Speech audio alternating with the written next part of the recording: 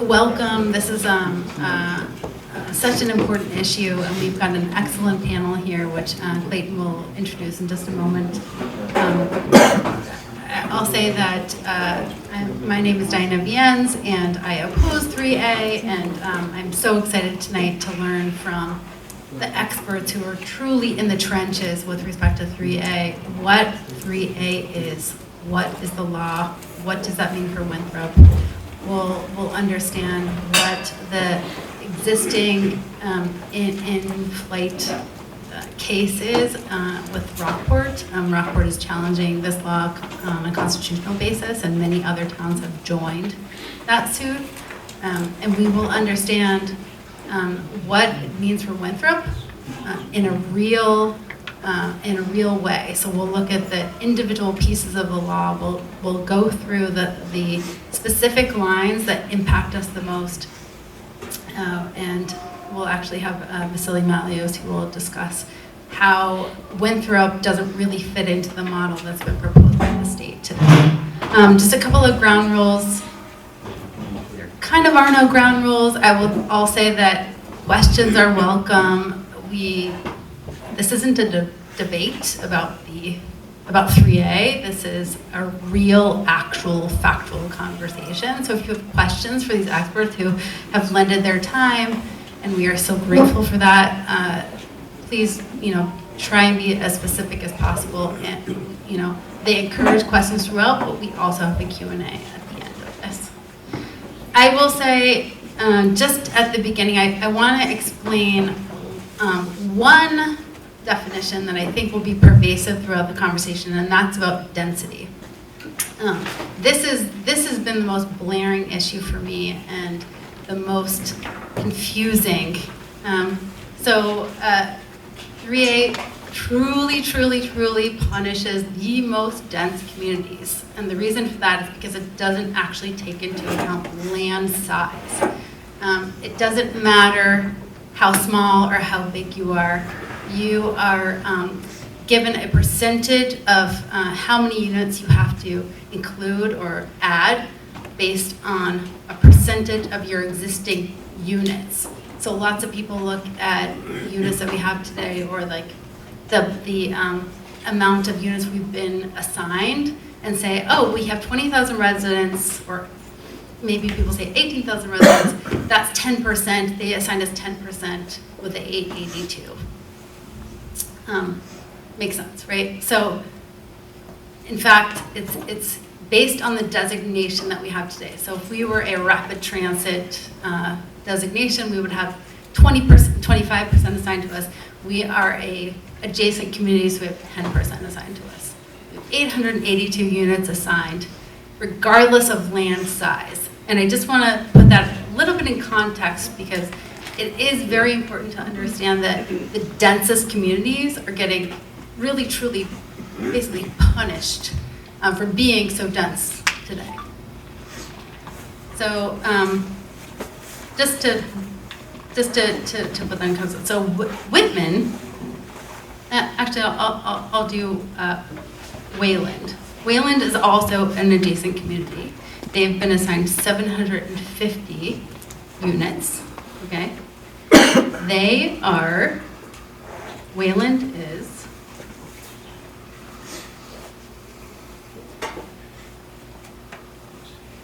15.9 square miles, and they have a population of 13,882.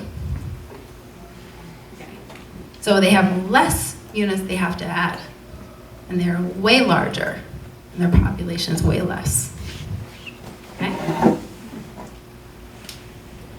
Boston, Massachusetts. Zero. It has a square mile size of 89.63 square miles, and they have 654,776 people. They are not included in this law. They do not have to add any new units. They do not have a train, a commuter rail, a bus, a ferry, anything. They have a ferry, they have a bus system.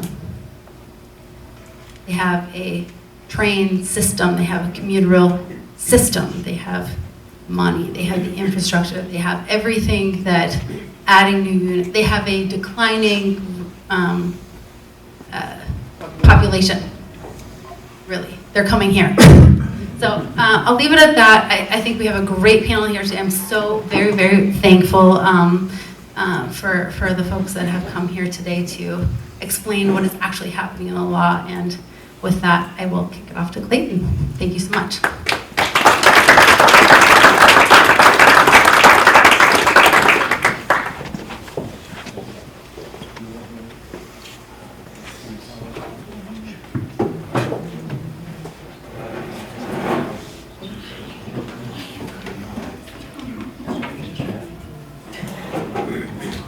Can you hear me?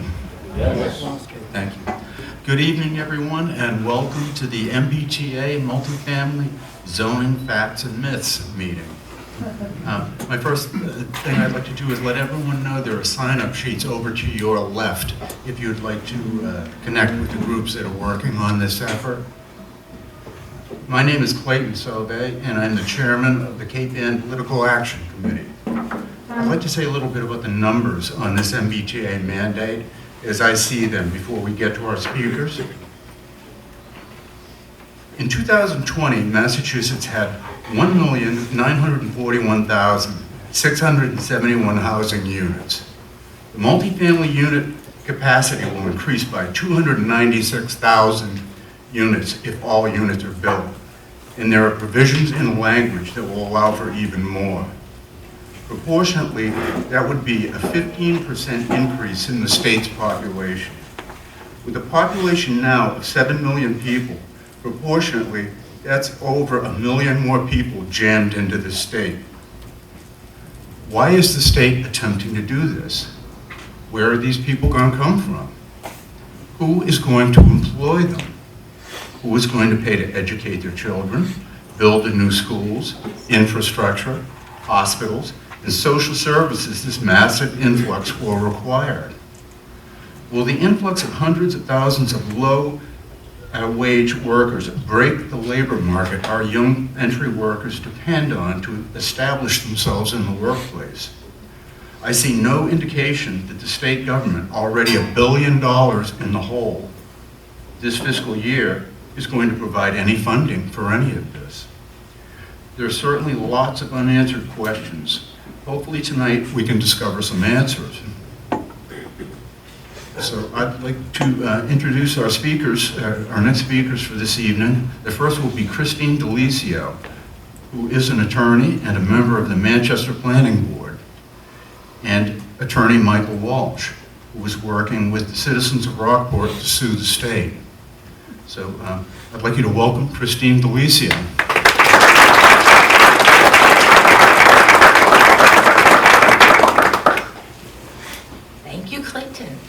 All right, as I said, Christine D'Alicio, I am from Manchester. I am on the planning board, speaking in my personal role, not as a planning board member. Let's make that very clear for everyone, because I will get, tagged for that. Are you going to help me with my slides? Oh, thank you. All right, so just to back up about the expert part. So back in the early 90s, I worked with a lot of lead-based paint. And I was one of the first people in the state that was actually trained on all 3 instruments that you could use to test lead-based paint.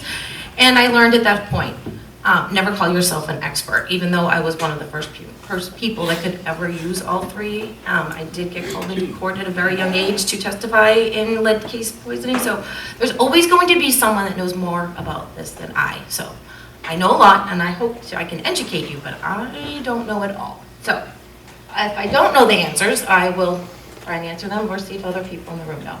All right, so I am from Manchester, and I am passionate about talking about this and making sure that everyone knows both sides of the stories, making sure that what you are given is the whole truth or the whole story, not just something that they want you to vote at town meeting and giving you the facts and say, oh, this is the best for your community.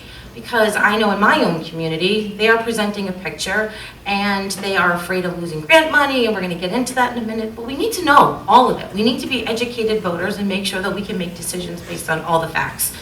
All right, so where are we? MBTA zoning 3A, TOD, whatever you want to call it, was passed by the legislature in 2021, and when Baker was on his way out, he decided to sign this law. And initially, we had thought that this was about affordability, but in order to get it through at the last minute, they pulled the affordability out of it. So when we're going to get into this, there is no affordability. When people say this is going to bring affordable housing, there's nothing in this law that has any affordable component to it. Manchester, just like Winthrop, is on the water. Is anything going to be very affordable when you're on the water? No. So let's talk about what this really is going to entail. So the law itself is actually only 3 paragraphs long. The first paragraph says what you need to do. You need to build, if you have a train station, which Winthrop doesn't, and then there's a whole nother set of criteria that you're an adjacent community. But if you have a commuter rail or a train, you are considered a high speed or commuter. And based on that, you need to zone within a half a mile of 15 units per acre density. Seems pretty simple. If you don't do that, you're going to be out some grant money. And in order to comply, so you don't lose the grant money, you have to find you have to follow the guidelines. That's the law, 3 paragraphs. Zone, 15 units per acre, or you're going to lose some grant money. And if you don't, or if you want to comply, the guidelines are a whole nother document. 3 paragraphs, pretty simple. Thank you. All right, so what does it require? If you are on a rapid train, those communities needed to comply by December 2023. Milton did not, and I think we can all read in the papers what they're going through at the moment. So other communities, Manchester, everyone that has a commuter rail, we have until the end of this year, and adjacent communities such as Winthrop have until the end of 2025. So Winthrop is in a unique situation. You have to do your zoning, and I have your particulars up on a slide in the next few coming up. Your zone could be anywhere. But for Manchester, we have 1/2 mile. So for most communities that have a train, you need to zone either 50% or 40% within a 1/2 mile, and then the rest of the zone can be anywhere else in your community. Which, if you're thinking about MBTA zoning, and we're talking about people using the commuter rail and not needing a car, and we're trying to have these little sub-hubs around commuter rails, particularly in my community, the other zones that they're talking about, you couldn't be any farther from the train station. So you have to ask yourself, what is this really about? If this other 40 or 50% can be anywhere else, what problem are we solving? Because we're not using the commuter rail to get 2 and 3 miles away. Manchester is 18 square miles. 9 square miles of land and 9 square miles of water. So half of our train station is in the harbor, it's in the water. So then you're now creating this density where the actual train station takes up a significant amount of space, and we have a grocery store. So our 1/2 mile is already consumed with needs. It's not really, we can tear anything down. If we tear it down, you're expecting people to walk to Gloucester to go grocery shopping, take the train, bring them back. So the other thing, besides the 1/2 mile, 15 units per acre. Does anyone know what an acre looks like? It's a football field, pretty much, right? So 15 units on a football field, and it has to be appropriate for families with children. So it cannot be age restricted or income restricted. So that's part of this. Is this affordable?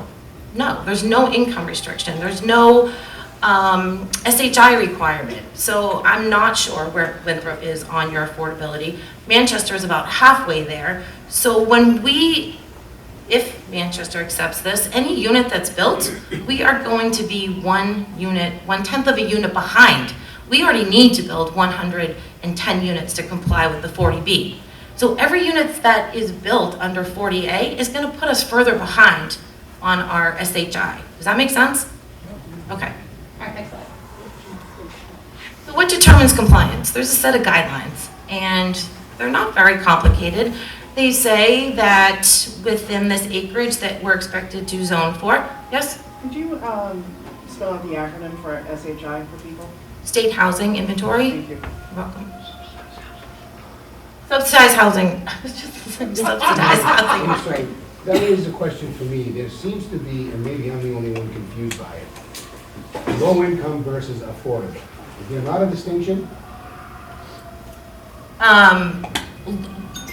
State determines the mean area income, and each community can determine where they're going to aim for it. But to be in compliance with the 40B law, you need 20% at 80% AMI.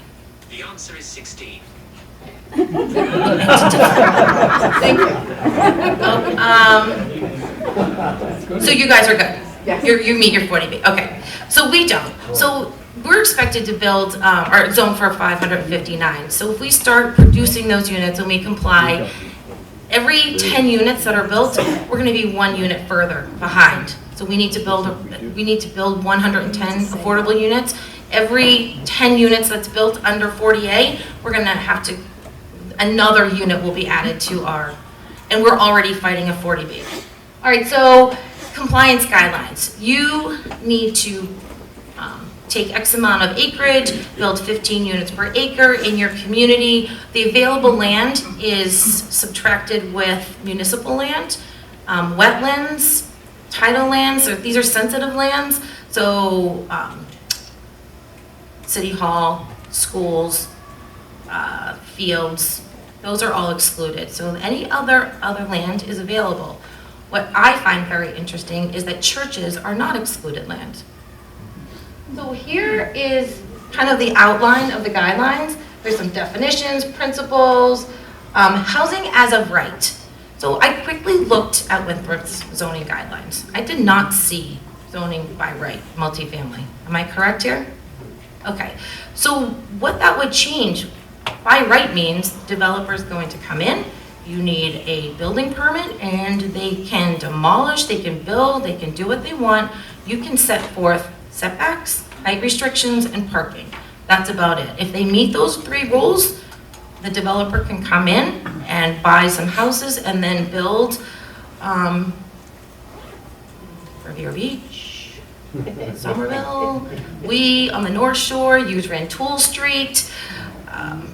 I think we call them like 4/1, 5/1. I mean, they're just, my daughter went to college in the South, and I say they look like college apartments. When they, a college town in the South has these new units that they want the students to live in, to me, they just look like dormitories, but.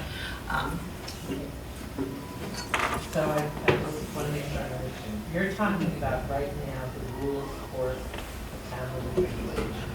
These are all.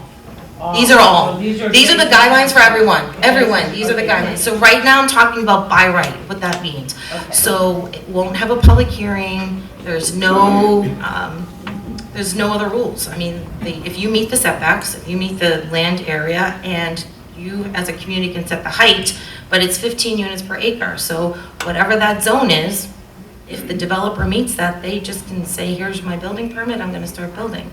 The neighbors don't have a say. There's no special permit, there's no variance, it's by right. That means there's no special permissions mean. That's my easiest way to explain special permit. There's no special permissions. The developer just comes in and says, here, this is what I'm gonna do. Before, if a special permit, like, oh, it's not in keeping with the neighborhood, it doesn't have the character of the neighborhood, none of that really matters anymore. If the developer. What it really means is there's no appeal, we don't have an appeals process for them to come in and build. That's right, There's no yes. appeals process. There's no appeal. All right, so let's see, rest of the guidelines I think we've already talked about. All right, so here's Winthrop. You are considered an adjacent community. You have about. You can take the mic off. Thank you. I don't like the pulpit. All right, so about 8,000 people. You are expected to zone for 882 units. And in a minimum land area. So within 12 acres, you are expected to zone for 882 units, and there you have no station. So this can happen wherever you choose throughout your community, or not choose.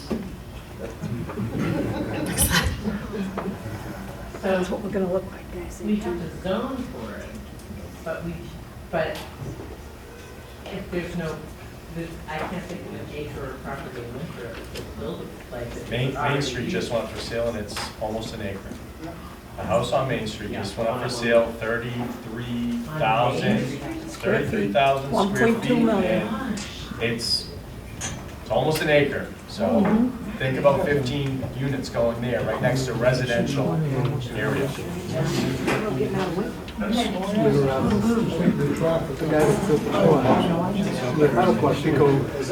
terms of, it's 15 units per. If you have a question, just hold your hand up and we'll run a mic so everybody can hear you.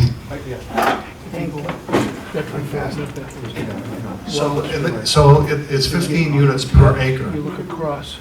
Does that mean it can be, divided? If you have a half acre, could it be 7.5 units? Or if you have a third of an acre, can it be 5? So if you have a 1/3 acre lot in a residential area, and this passes, the zoning law passes in your community, then that 1/3 acre could be a 5-unit dwelling. Yes, it could.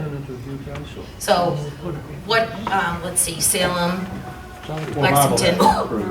What Salem and Lexington and because initially when these guidelines came out, there's no cap on the 15, right? So what's going to stop someone from doing more? So what the 3 communities that have been passed have done is said no more than 15. So they are writing a cap in. But yes, if you take 3, an urban area and you divide it by 30 acres, you're going to have much more. You're going to have more like 20 units per acre than 15. You're going to have one size 30 acres. Okay, so what does 882 units look like? So this is in the next town over from me in Gloucester. This was just built and opened up about 2 years ago. This is only 200 units. What's that? The missing part of it too. Yeah, right. It's right off a rotary. It used to be open land, and now we have this. So 200 units. Is it near a train station? No, not at all. That's what I was thinking. So as far as Winthrop goes, right, we made the comparison to Sail Harbor, Yeah. right? 150, 126 or 126 units Yeah, at Sail Harbor. So just think about that, right, that's just the Fort Heath building. times 8, Vasily, Mhm. that was just the Fort Heath building. the Fort Heath building. Yeah. But still, let's think about that, Yeah. what that would look like in Winthrop. You'd have to put one of those in every single precinct, Yeah, right, to meet that 882 minimum. That 882 is a minimum number. When Utah came out and they gave us that first presentation, they said 882 was our minimum, but they maximized the 3 zones that at over 2,000 units. 2,000 units. So 882 is a minimum number. Let's be clear about that. It's not the maximum, that's just the baseline. And then where does it go? Think of Sail Harbor at 125, 150 units, 7 or 8 times of that. With cars. I'm not being facetious, but where do they think they're gonna fit them? They don't worry. Do they knock down people's houses? Or how Build them. They'll make an offer. Yes, that's exactly. So I'm not sure if everyone's familiar with Beverly, Rantoul Street. So I've gone back and looked at historical pictures, and they were larger. And then actually the next, can you go to the next slide? I think it's the next one. Next one. Go one more. All right. So this is a typical, in Manchester downtown. And so maybe, 40 years ago, this was a typical building in downtown Rantoul Street in Beverly. So what has happened over the years? These historical buildings are taken down, they're razed, developers gradually build them up, and now Rantoul Street is 4/1, 5/1, all the way to the train station. The train station has a huge parking deck. I mean, granted, there's some nice restaurants, but it's not the same. I mean, this is New England, and we have charm, and we have character, and that's what's going to happen. Things are going to be, grouped together, torn down, and there'll be new things in their place. All right, so this is an example in Manchester. It's right down the street from me. This is an example of 92 units per acre. This is only 0.14 acres. It's just the corner. So there's 13 units in this building. which this actually was built, maybe 120 years ago, which was fitting for the neighborhood at that time. But right now, we have nowhere to build more things like this. We have nowhere to park cars. This building has no parking. Our parking lot, our town lot, is behind Town Hall, and it floods every time there's a rain surge. So there's many cars have been destroyed. We have, like you, parking problem, right? But we're not supposed to use cars, right? Because you have a train, right? No train. So, all right, next slide. All right, so I actually pulled this over from one of your recent presentations, and I'm not sure if you can see it.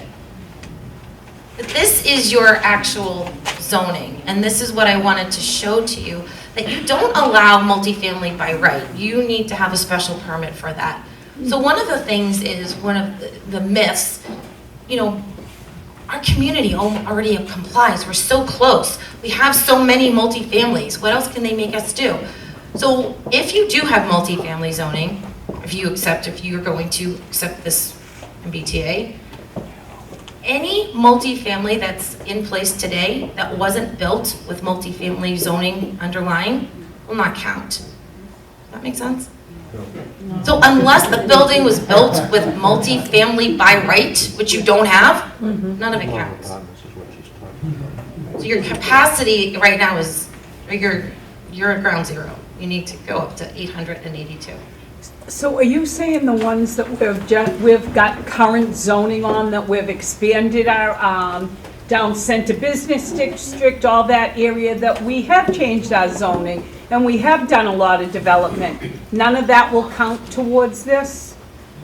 So I'm going to defer to someone in the room that knows that. Unless it was built with multifamily by right, it does not count.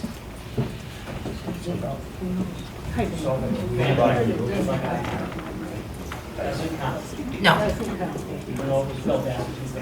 In multifamily is 3 or more. 3 or more, okay. All right. So that was my spiel on this one. So yep. Is this only single families and 2-family houses this applies to the developers? I'm not sure what the question is. Okay, if you had they said multi-family houses are not involved. They're looking for single family. No, they're only looking for multifamily. Oh, they're looking for multi-family. They're looking to buy your single family. Right, yeah, Amen. right. Well, that's what I'm asking. They're Yes. looking to buy the single family. It's lots. Think of it just the And lots. lots. Don't worry about the house. Right. But they'll knock it down and build up. Okay, can I ask another question? Is there a process in Winthrop? You have a process now. If you're going to seek a variance or something, you go before a planning board. You go and they decide things at appeals board and so forth. Does that still exist under this? No. No. By right means all you need to do is go to the building department and get a building permit. This is actually a really, really good question, because people think, oh, you just put it over here, or because I think a couple people have said today, we have no unbuilded on land. When you look out your window, you don't see any empty space here in Winthrop. We have 20,000 residents and 1.6 square miles. We have no area.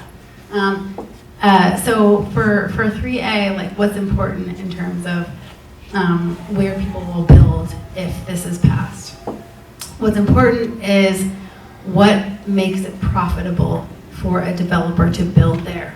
What makes it profitable for a developer to build on the land that exists today is, can a developer purchase that plot for cheaper, or make money on that plot, I should say. So it's cheaper to purchase or buy out a single-family home or a duplex or anything, anything that's less than what 3A allows you to put on that same area, right? So if it's a single-family home or a duplex, and I'm not trying to put ideas in anyone's head here, but like, and someone knocks on your door and you have a $600,000 home, and someone says, I'll give you $1 million, or I'll give you $1.5 million cash, right? then you might say no, but maybe your neighbor says yes. And maybe the person next to your neighbor also says, yeah, right. You give him, her or them that, and I want this. And it's like a little over whatever. Then that same plot of land, because of 3A by right, you are allowed to put these 3A apartment buildings on there, and they'll span blocks, right? That's what the law is meant to do. It's a minimum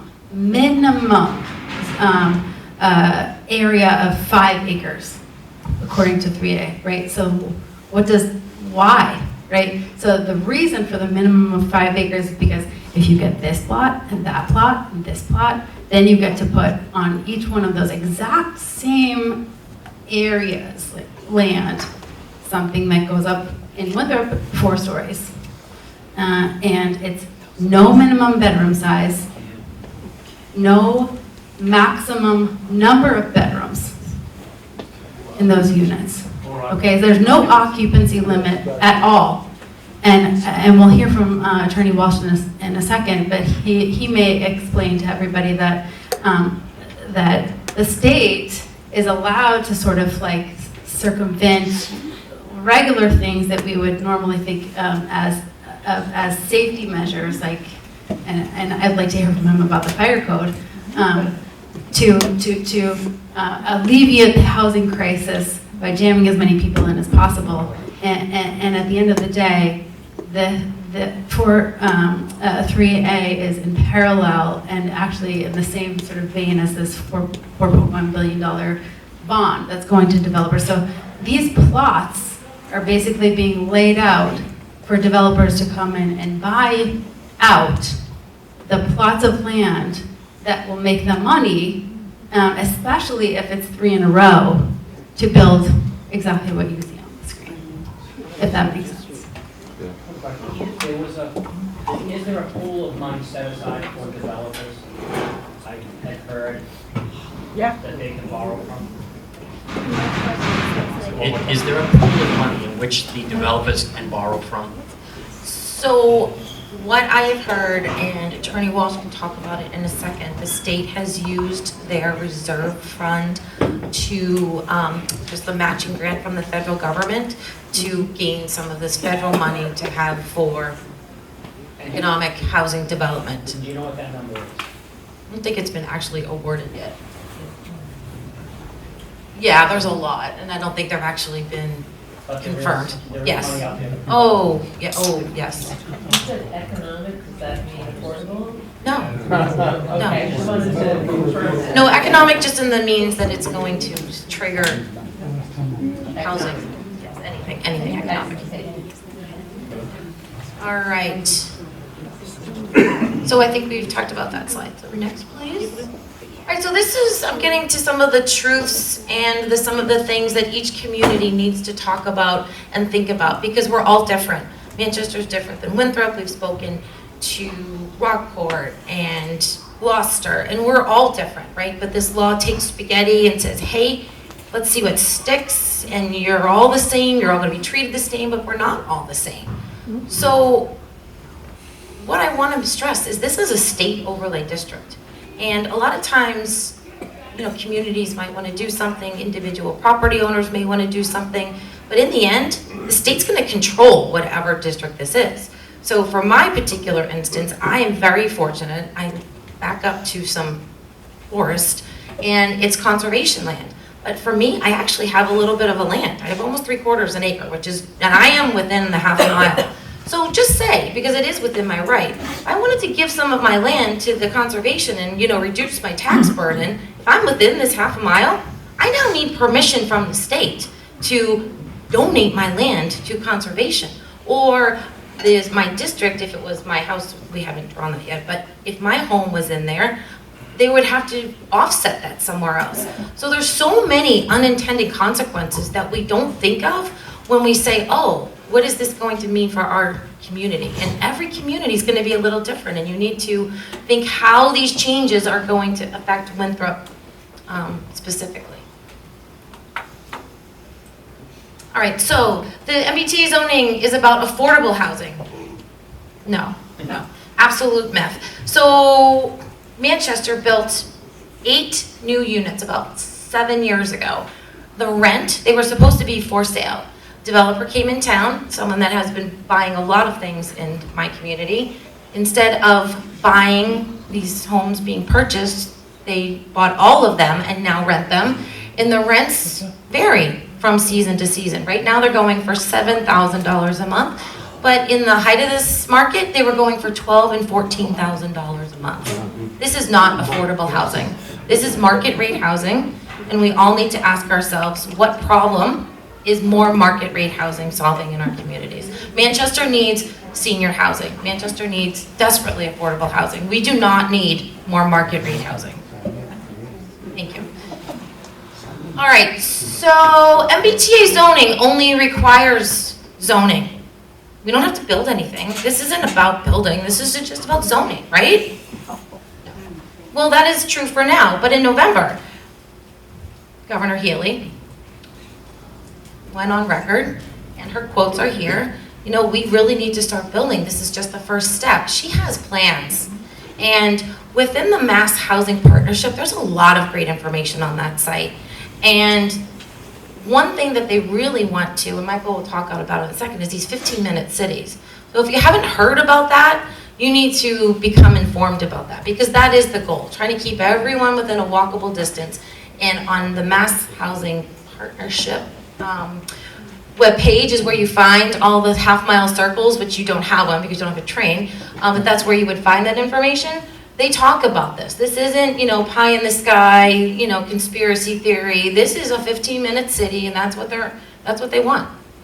So it's only zoning for now, but if anyone has followed California legislation, they've been at this for many decades. It started just as zoning in California, and right now, the developer can go right to the state for a permit. If they're at the production, if they're past zoning, they're at production. If you're not producing, the developer can come in like a 40B and go right to the state and obtain a permit, and then your community.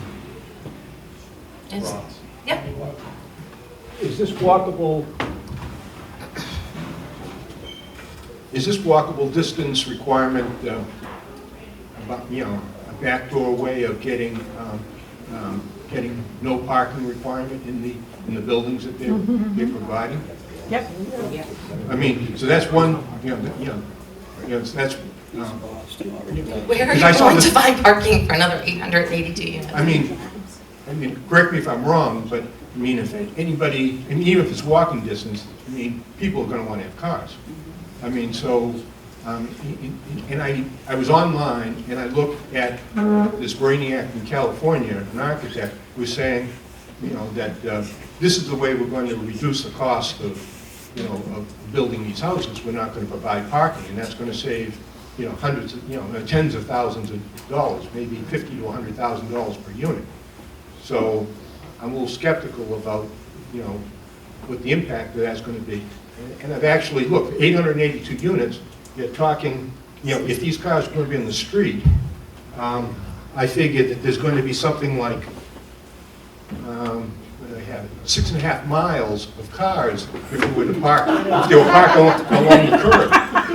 You know, so That's one car? no, two cars per unit, 2 cars per unit, and 20 feet, you know, per car. If you were to multiply all those numbers out, it ends up that you get about 6.5 miles of cars.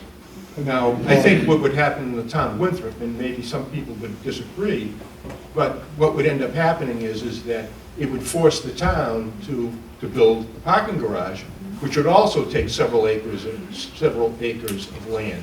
Okay, and I think that if these people were told, well, you can't park because you're in this unit, they would bring suit and say, I pay my taxes, and I deserve a parking space in the street just like everybody else does. So I'm very skeptical of the reasoning why the walkable thing, you know, is being pushed, and whether or not it's viable at all. I don't know if you know, but is someone here? What is the current permitting in Winthrop for a 1 or 2 or 3 family home, number of cars? you have to have parking for. I thought we had is it true there's no, you don't have to have a Yes, we certain do. amount of parking Two per per unit? unit. Two per unit. Two per unit Two per has unit. to be part of your plan. Okay. Well, you can buy out. Bills is 1.25. There, maybe you're rich, you know, different, you can buy out in the CBD. Well, that's in the That's only CBD. CBD. Isn't that only in the center? Yeah, that's only in the center business center. Oh, it's okay, questions are Yes, good, it you is. know what, I think it's good. I beat my county budget. So one thing that you need to think about is I am familiar a bit with Brooklyn.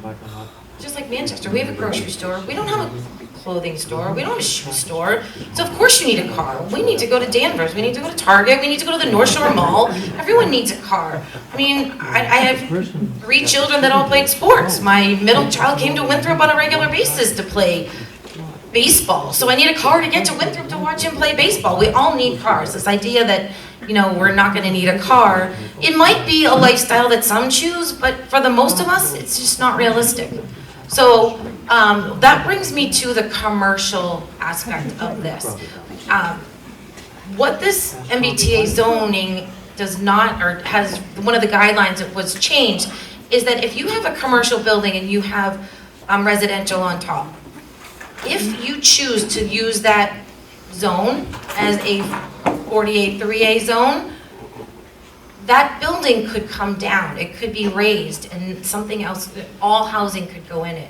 If you want to preserve the commercial base, which we all need, right? We need grocery stores, we need corner stores, we need whatever stores we need, you know, orthodontist. If you want to preserve that, that cannot stay in the zone.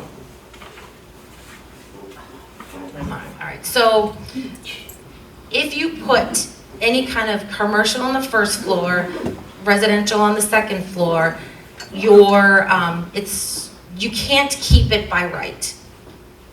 No mixed use. No mixed use. Thank you. I was like drawing a blank here, what am I trying to say? So if you want to preserve your commercial area, it's best to keep this area away from that, because you're going to, the developer can come in, take the building down, and they don't need to keep the businesses that we need to stay local and promote. And the zone will have to grow proportionally to take up that space. So what could count? If you wanted to keep this in your zone, the land would count, but the units will not count. So, and you can also offset a zone. So if you have something like that, the 15 units per acre need to be an average. So you could have one zone that's 20 units per acre and another zone that's 10. So that is one thing when people, if they're starting to talk about what your zones may look like, that's another thing to keep in mind. All right, so what happens if you don't comply? We all can just take a look at the papers and see what's going on with Milton. AG is going to come after and threaten us with grant money. So you need to be very informed. What kind of grant money does Winthrop accept from the state? There's All of them. So it's important to know what grant money is once, what grant money do you need, add that up, and make sure that you can do some kind of an economic analysis. Is it worth the grant money? Because you're gonna need schools. Sounds like your schools are already overcrowded. You're gonna need police, fire, parking garages. So is this grant money going to offset that? What's the tax increase going to be? Is this going to, I mean, you need to do as a community, does this make sense? So these are economic issues that you need to be able to answer. And where is the best place to get that information per town? That's a very good question. So you should be able to do a Freedom of Information Act through your town clerk and ask that I information. can speak to that. We have some of those numbers. Yes. Oh, I'm sorry. Hi, we have some of those numbers. We have some follow-up requests into the town. You have them for Winthrop. Yes, sir. Yes. I'm not from Winthrop. Oh, okay, so no, so that's why I'm asking. what you should do, sir, is go to, either you can do it on, in Winthrop, we can do it online. Go to online to your town clerk or city clerk's office and do a Freedom of Information request. And what we asked for in Winthrop, based on some friends in Milton, is to ask for a 10-year look back. If I give you my business card, would you email me your request? Yes, sir, absolutely. Happy to do that. We got a question here. At the town council meeting, the average grant for the town of Winthrop over 10 years was $240,000 per year. Right, which doesn't offset the utility and infrastructure. No. Strain and stress on the No, community. it doesn't come right? close That's to the the point. added expense. Right, so they scare you with taking away grant money that it pales in comparison Right, exactly. to the strain and stress on the town to put these units in. Well, But exactly. you have to do a FOIA request. It's not published on the town website. You have to actually, and then maybe get into litigation to get that information done because they're going to redact it, right? They shouldn't redact it. I So know what they, I know they shouldn't redact it. So they should be able to give you 2 hours of information requests for free. And if you, the list of grant money is online. So if one person wants to request the last 10 years of the first bucket of money and someone else requests the second, so then you should be able to get out of the FOIA without any financial burden on yourself. Not consistent with the history of my town. No, mine either, but I'm on the planning board and I have to do FOIAs for myself, so that's. I was a FOIA coordinator for the federal government. So. All right, let's see. We have a question back here. I just, mine is a little further back, but it took a while to get the attention back here. So my question is, are we being told we have to do this because we use MBTA buses or because of the proximity to Orient Heights? My understanding, it's your proximity to Orient Heights. So even if we said, get rid of the buses, we'll do our own thing, that wouldn't matter, it just has to do. Oh, and you have a ferry too. You have a trains, planes, and automobiles, all of them. You have them all. We have a terminal. Okay, so this is an important fact. If a community accepts and votes on MBTA zoning, and any of the court cases are successful and 3A is overturned and your community accepted it, you're stuck. You've done it because your community, this is one thing that Michael's going to talk about in a second. The state isn't saying you're going to do this. The state is like you have to do it and you have to vote on it. So this is, if you vote on it, it's yours. So you can take the chance and wait, you can vote on it, but just realize that if you do vote on it, if you don't like it, you're going to have to vote it out. And to vote it in, it's a 50% requirement. To vote it back out, it's 2/3. All right. I think that's me.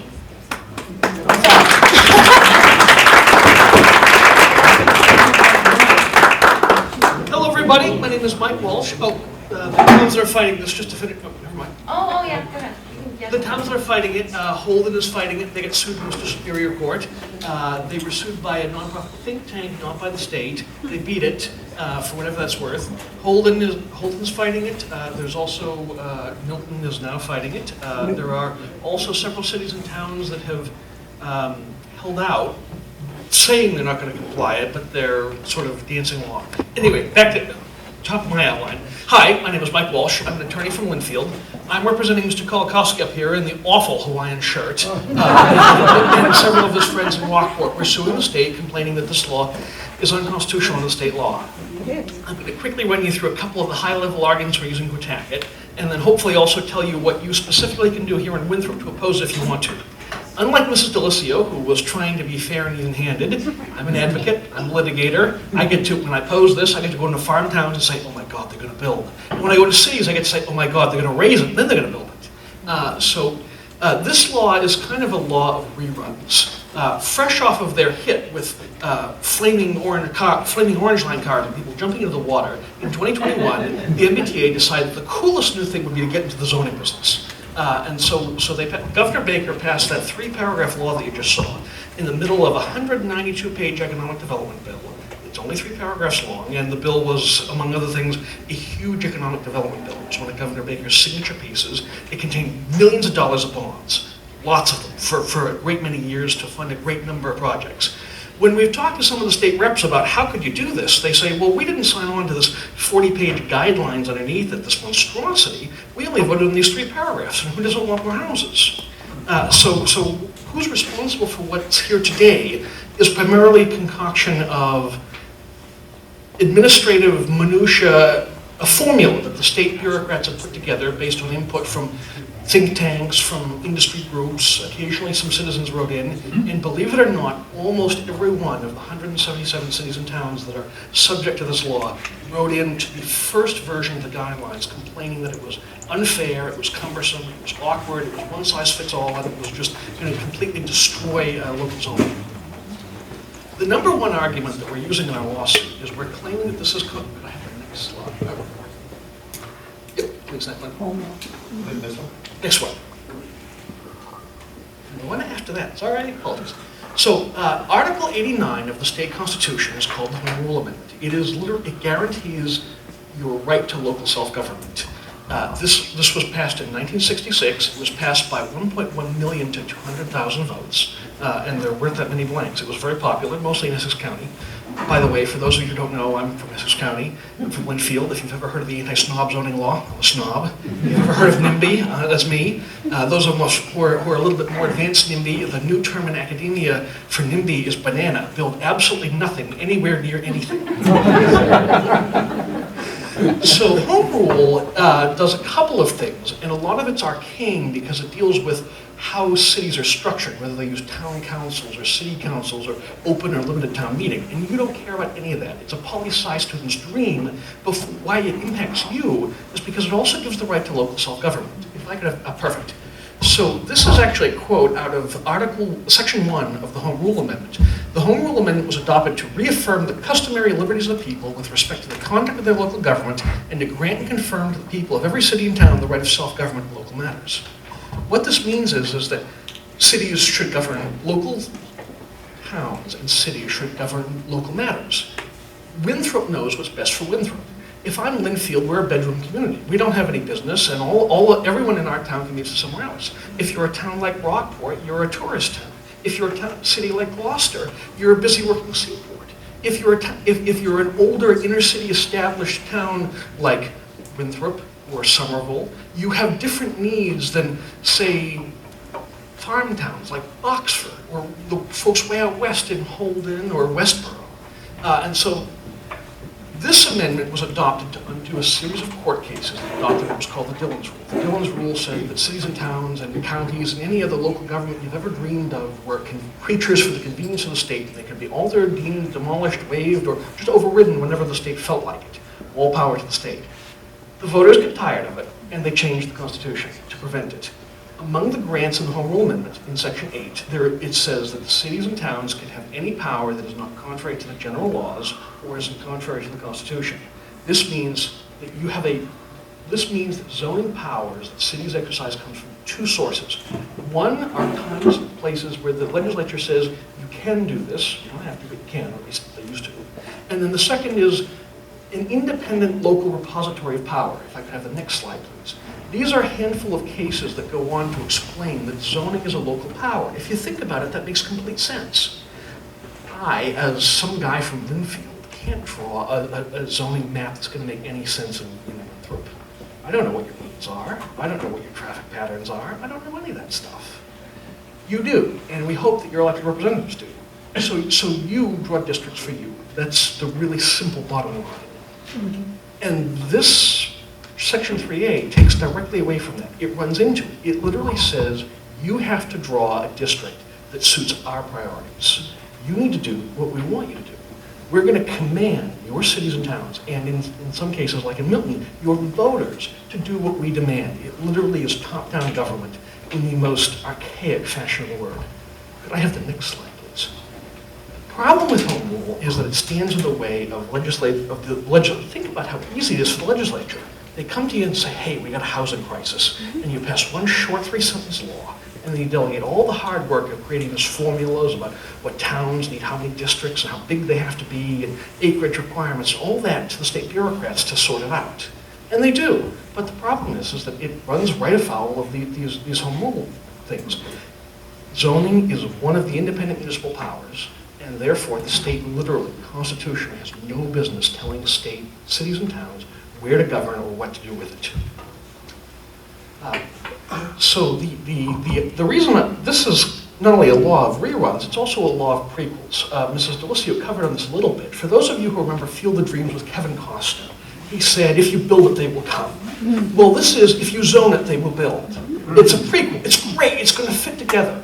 The state sees that we have a housing crisis, and they have for quite a while. The Greater Boston Housing Fund, they're one of the think tanks that keep track of the local average rents and the average home sales, and they do a lot of work. Since 2016, they have told us that we haven't built enough houses in the last 30 years to keep up with our population growth.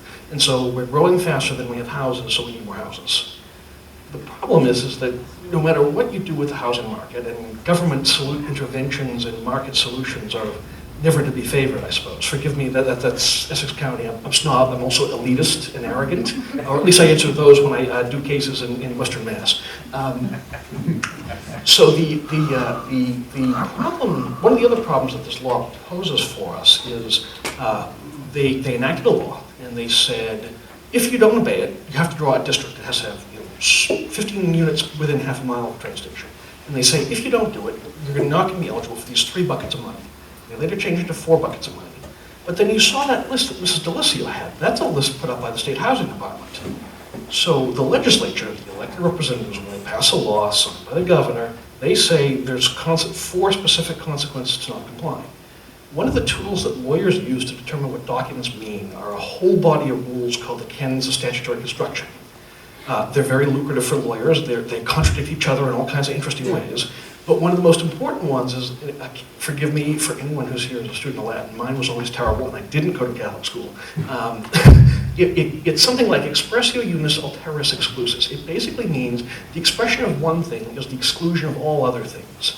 The idea is that if I go out of my way in trouble to say that there's only 4 specific consequences, no one should be able to add, infer, or add additional consequences. Because if you think about it, there are times and places where the legislature does pass laws and they don't put consequences on it. And then courts are allowed to interpret them and find out what they mean and determine what should be the consequence of non-compliance. But the legislature has already done that. In one of those 3 paragraphs, they say you're not eligible to compete for 4 buckets of money. That's it. The Housing Department has added another 14 buckets of money to try and make the cost of non-compliance more expensive. So one of the things we're arguing is that the guidelines as implemented by the State Housing Department are contrary to the actual text of the law. Whether you think the law is a good idea or not, we're arguing, or even whether you think the policy is a good idea or not, we're arguing that it's being implemented silly. Nigel Hawthorne used to say, if you're going to do this damn silly thing, don't do it in this damn silly way. One of the other arguments that we're making in our lawsuit is that these guidelines are guidelines. So for those of you who are familiar with regulation, we pass it. You know what a basic civics. A law is something passed by the legislature, both houses, and signed by either the governor or the president. Underneath that, we have regulations that have the force and effect of law, things like the fire code, the safety code, the zoning code. Those can change, but there's a very specific process by which those can change. The state has an administrative procedure law. And in order to, back in the dark days of the 1940s, Republicans at the height of the New Deal expansion were very afraid that the administrative state was going to kind of slowly edge popular representative government out of the business of determining what the policies of the nation were. So they passed the Administrative Procedure Act, and they said that they kind of put basic parameters around what administrative agencies can do. We have one here in the Commonwealth too.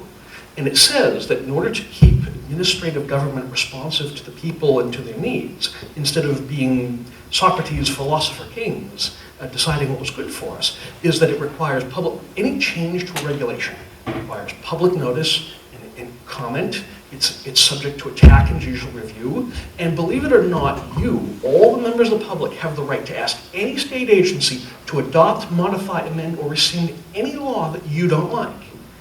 There's a whole science to regulations and when they govern and what they bind and how much. And even the legislature, the administrative agencies that promulgate them can't change them at a whim. But our folks in the Housing Department are afraid of the public scrutiny. They don't want to have to open up their guidelines to public comment. They don't want to have to take criticism, and they definitely do not want to have to defend them in court. When you're an elected representative, it's really easy to pass things to bureaucrats, because that way, just like some of the state legislators that we've talked to, you don't answer for it. I only voted on a three-paragraph bill. I didn't vote for this 40-page monstrosity with this funding formula and 800 units for Winthrop and 500 for Manchester or what have you. It's an easy way of avoiding accountability. One of the things that the separation of powers that you learn about in government is that somewhere, somehow, someone that you elect is responsible for every policy in government. Or at least that's the theory. To some greater or lesser degree, you should accept it. The guidelines are not subject to the Regulatory Procedure Act. The state chapter 30A of the general laws is the Administrative Procedures Act. It doesn't require a public notice. It doesn't require public comment. It is theoretically not subject to judicial review. I couldn't even go to court and challenge it. I mean, I am anyway, but theoretically I couldn't. And more importantly, they can change it at a whim. Would anyone like to guess how many times since the first guidelines came out that they've changed them? I mean, and some of these changes are not small. They've changed the whole package. When this was initially sold to people statewide, it was sold as an affordable housing bill. And one of those middle amendments that no one ever saw, it didn't get published in the Massachusetts Register, not that any of you are active readers of the Massachusetts Register, but you could be if you wanted to be. If you went to your local library, you could be, and that's important. The state can change the guidelines anytime they want. They took out the affordable housing component because the developers said that it was making too much trouble to try and get the three, because the farm communities and the NIMBYs out in the more rural suburbs are already opposed to 40A, think this is a whole other monstrosity. I mean, it is, but for different reasons. So the state can change the guidelines at whim, and even if you adopted one of these complying districts, any changes that you make to the district, you have to be in compliance. And if the state changes the guidelines, you have to change your local district to comply. Matter of fact, they've erected a procedure where if you want to comply, you have to submit your district to the state 9 days ahead of the vote, get it approved, then you have to vote it in, and then it's locked in. It's not quite as ironclad as the other affordable housing laws like Chapter 40R, but it's very similar.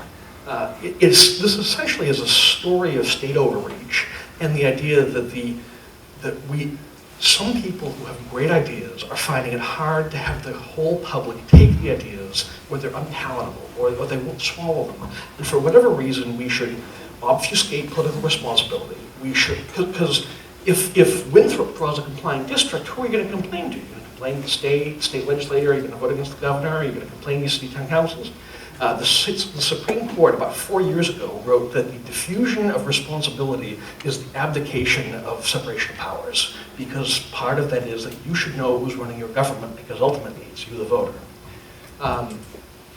One of the other ways that we're challenging the law is that we are arguing that well, first of all, we're arguing it's too expensive to implement.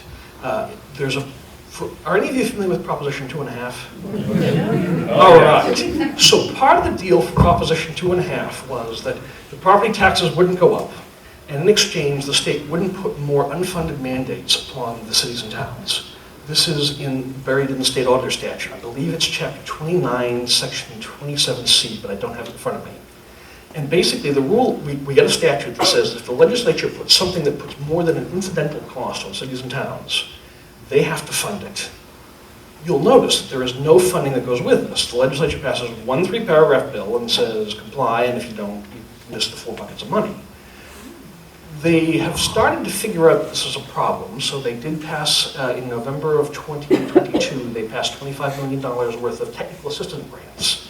Now I'm going to tell you that if complying with this law is so difficult that cities and towns require technical assistance grants, then it really needs to be funded by the legislature, or at least if the Proposition 2.5 law is to apply to it. The next slide, please. Forgive me, this I think was actually written from Manchester, but one of the first things that you should do is just say no. This is actually aimed primarily at cities and or smaller towns that still have open town meetings, because the law says that the town has to vote. When it says that the town or city has to vote, it means it has to go to your local legislative assembly.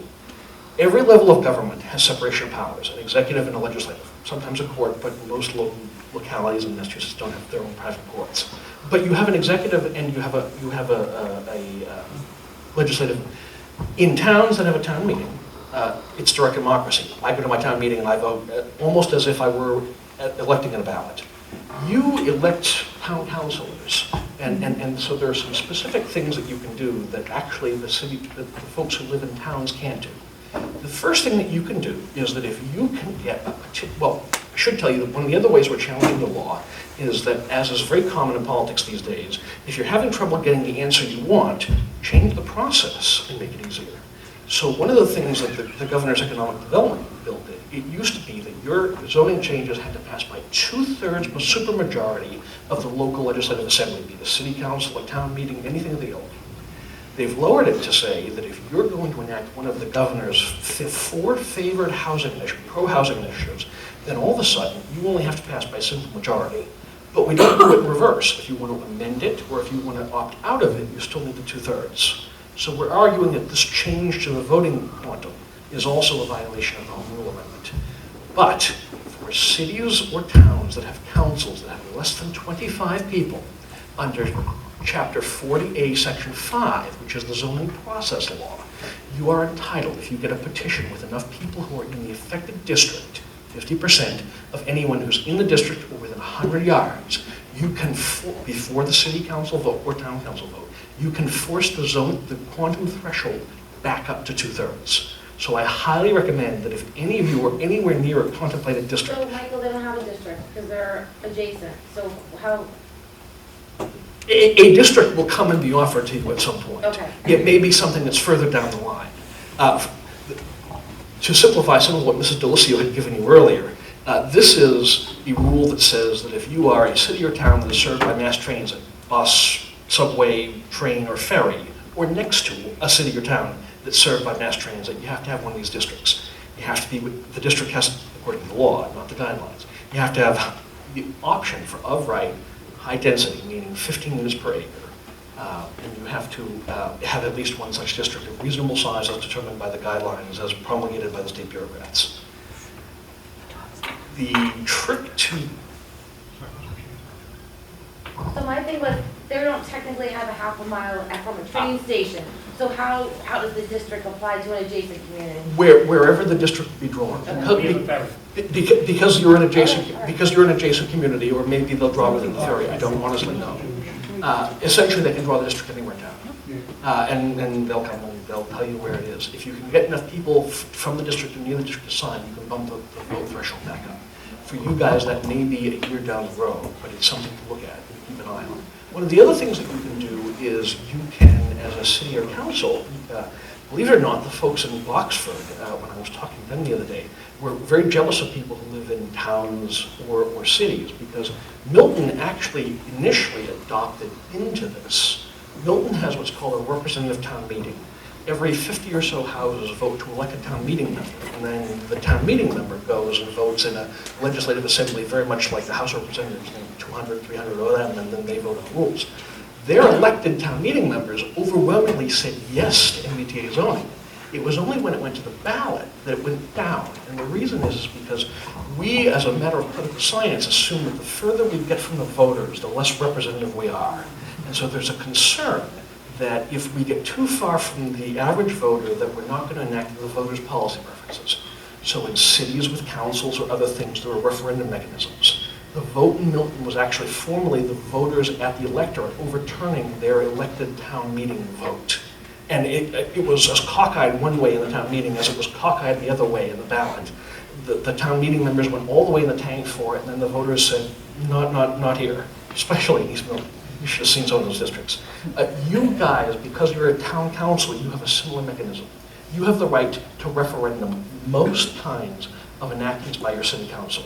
If within 21 days you get a signature that is 3%, your town charter you have a home rule town charter, which means you've already used the home rule amendment. You adopted a charter for town council. You got rid of representative town meeting in 2005. And so part of the thing that's in your referendum, you have a referendum provision in your town charter.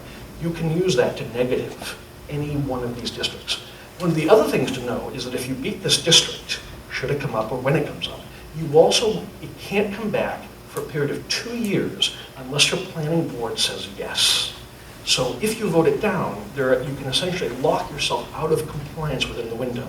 That's what the folks in Milton did, although they may or may not be paying for it. Now, in terms of the consequences, Milton's getting sued. For those of you who are paying attention, I think it was yesterday, maybe the day before, the state Supreme Court agreed to take the Attorney General's case.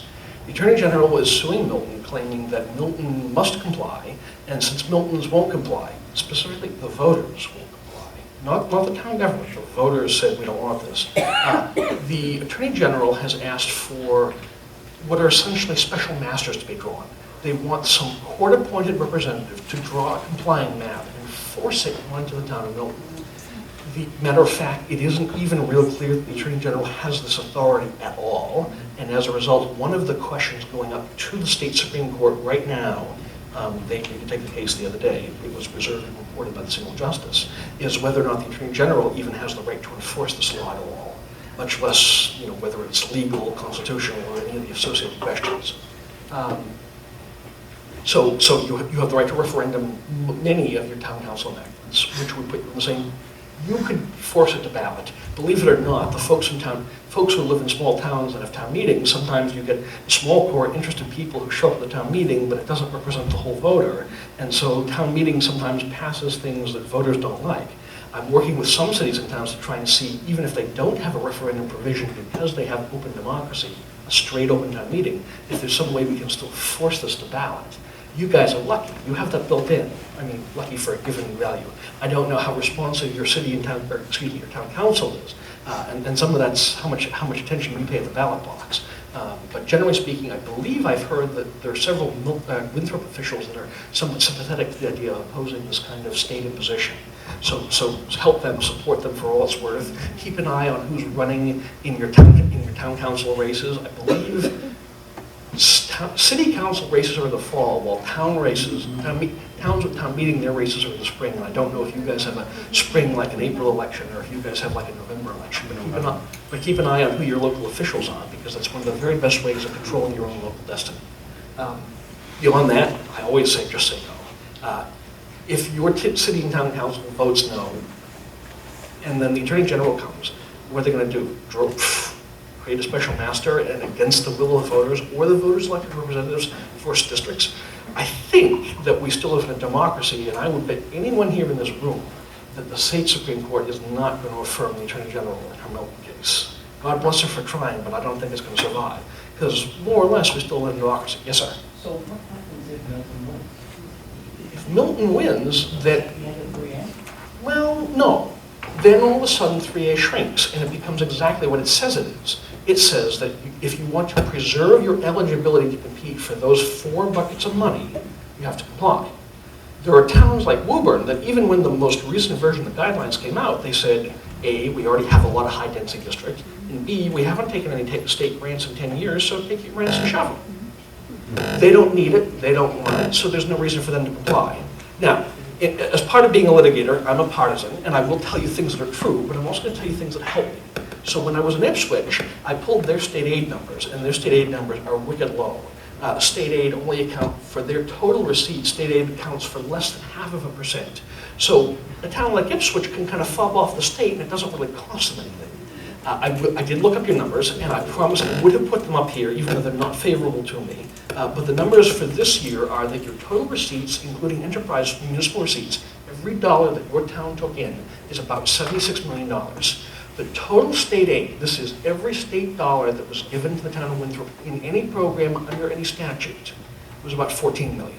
So for you guys, it's a little bit of a bigger bite, but I'll also tell you that the state aid number that I just gave you is every dollar. There is absolutely no reason to believe that although several of the pro-MBTA housing people have threatened to come after school money and under Chapter 70 and road money under Chapter 90, those are separate statutory schemes. The list of 13 grants that Mrs. Delisio had up, those are discretionary grants. The state housing department says, if you do not comply, we're going to hold it against you when making discretionary decisions. Maybe you can or can't compete for grants, but things like the road funding formula or the school formula, those are funding formulas that are locked into state law that cannot change without an act of the legislature, and there's absolutely no reason to believe that the governor or the administration could come for large swaths of that $14 million that Winthrop received this year. for whatever that's worth. I would break the numbers down better for you if I could, even though they're not particularly favorable.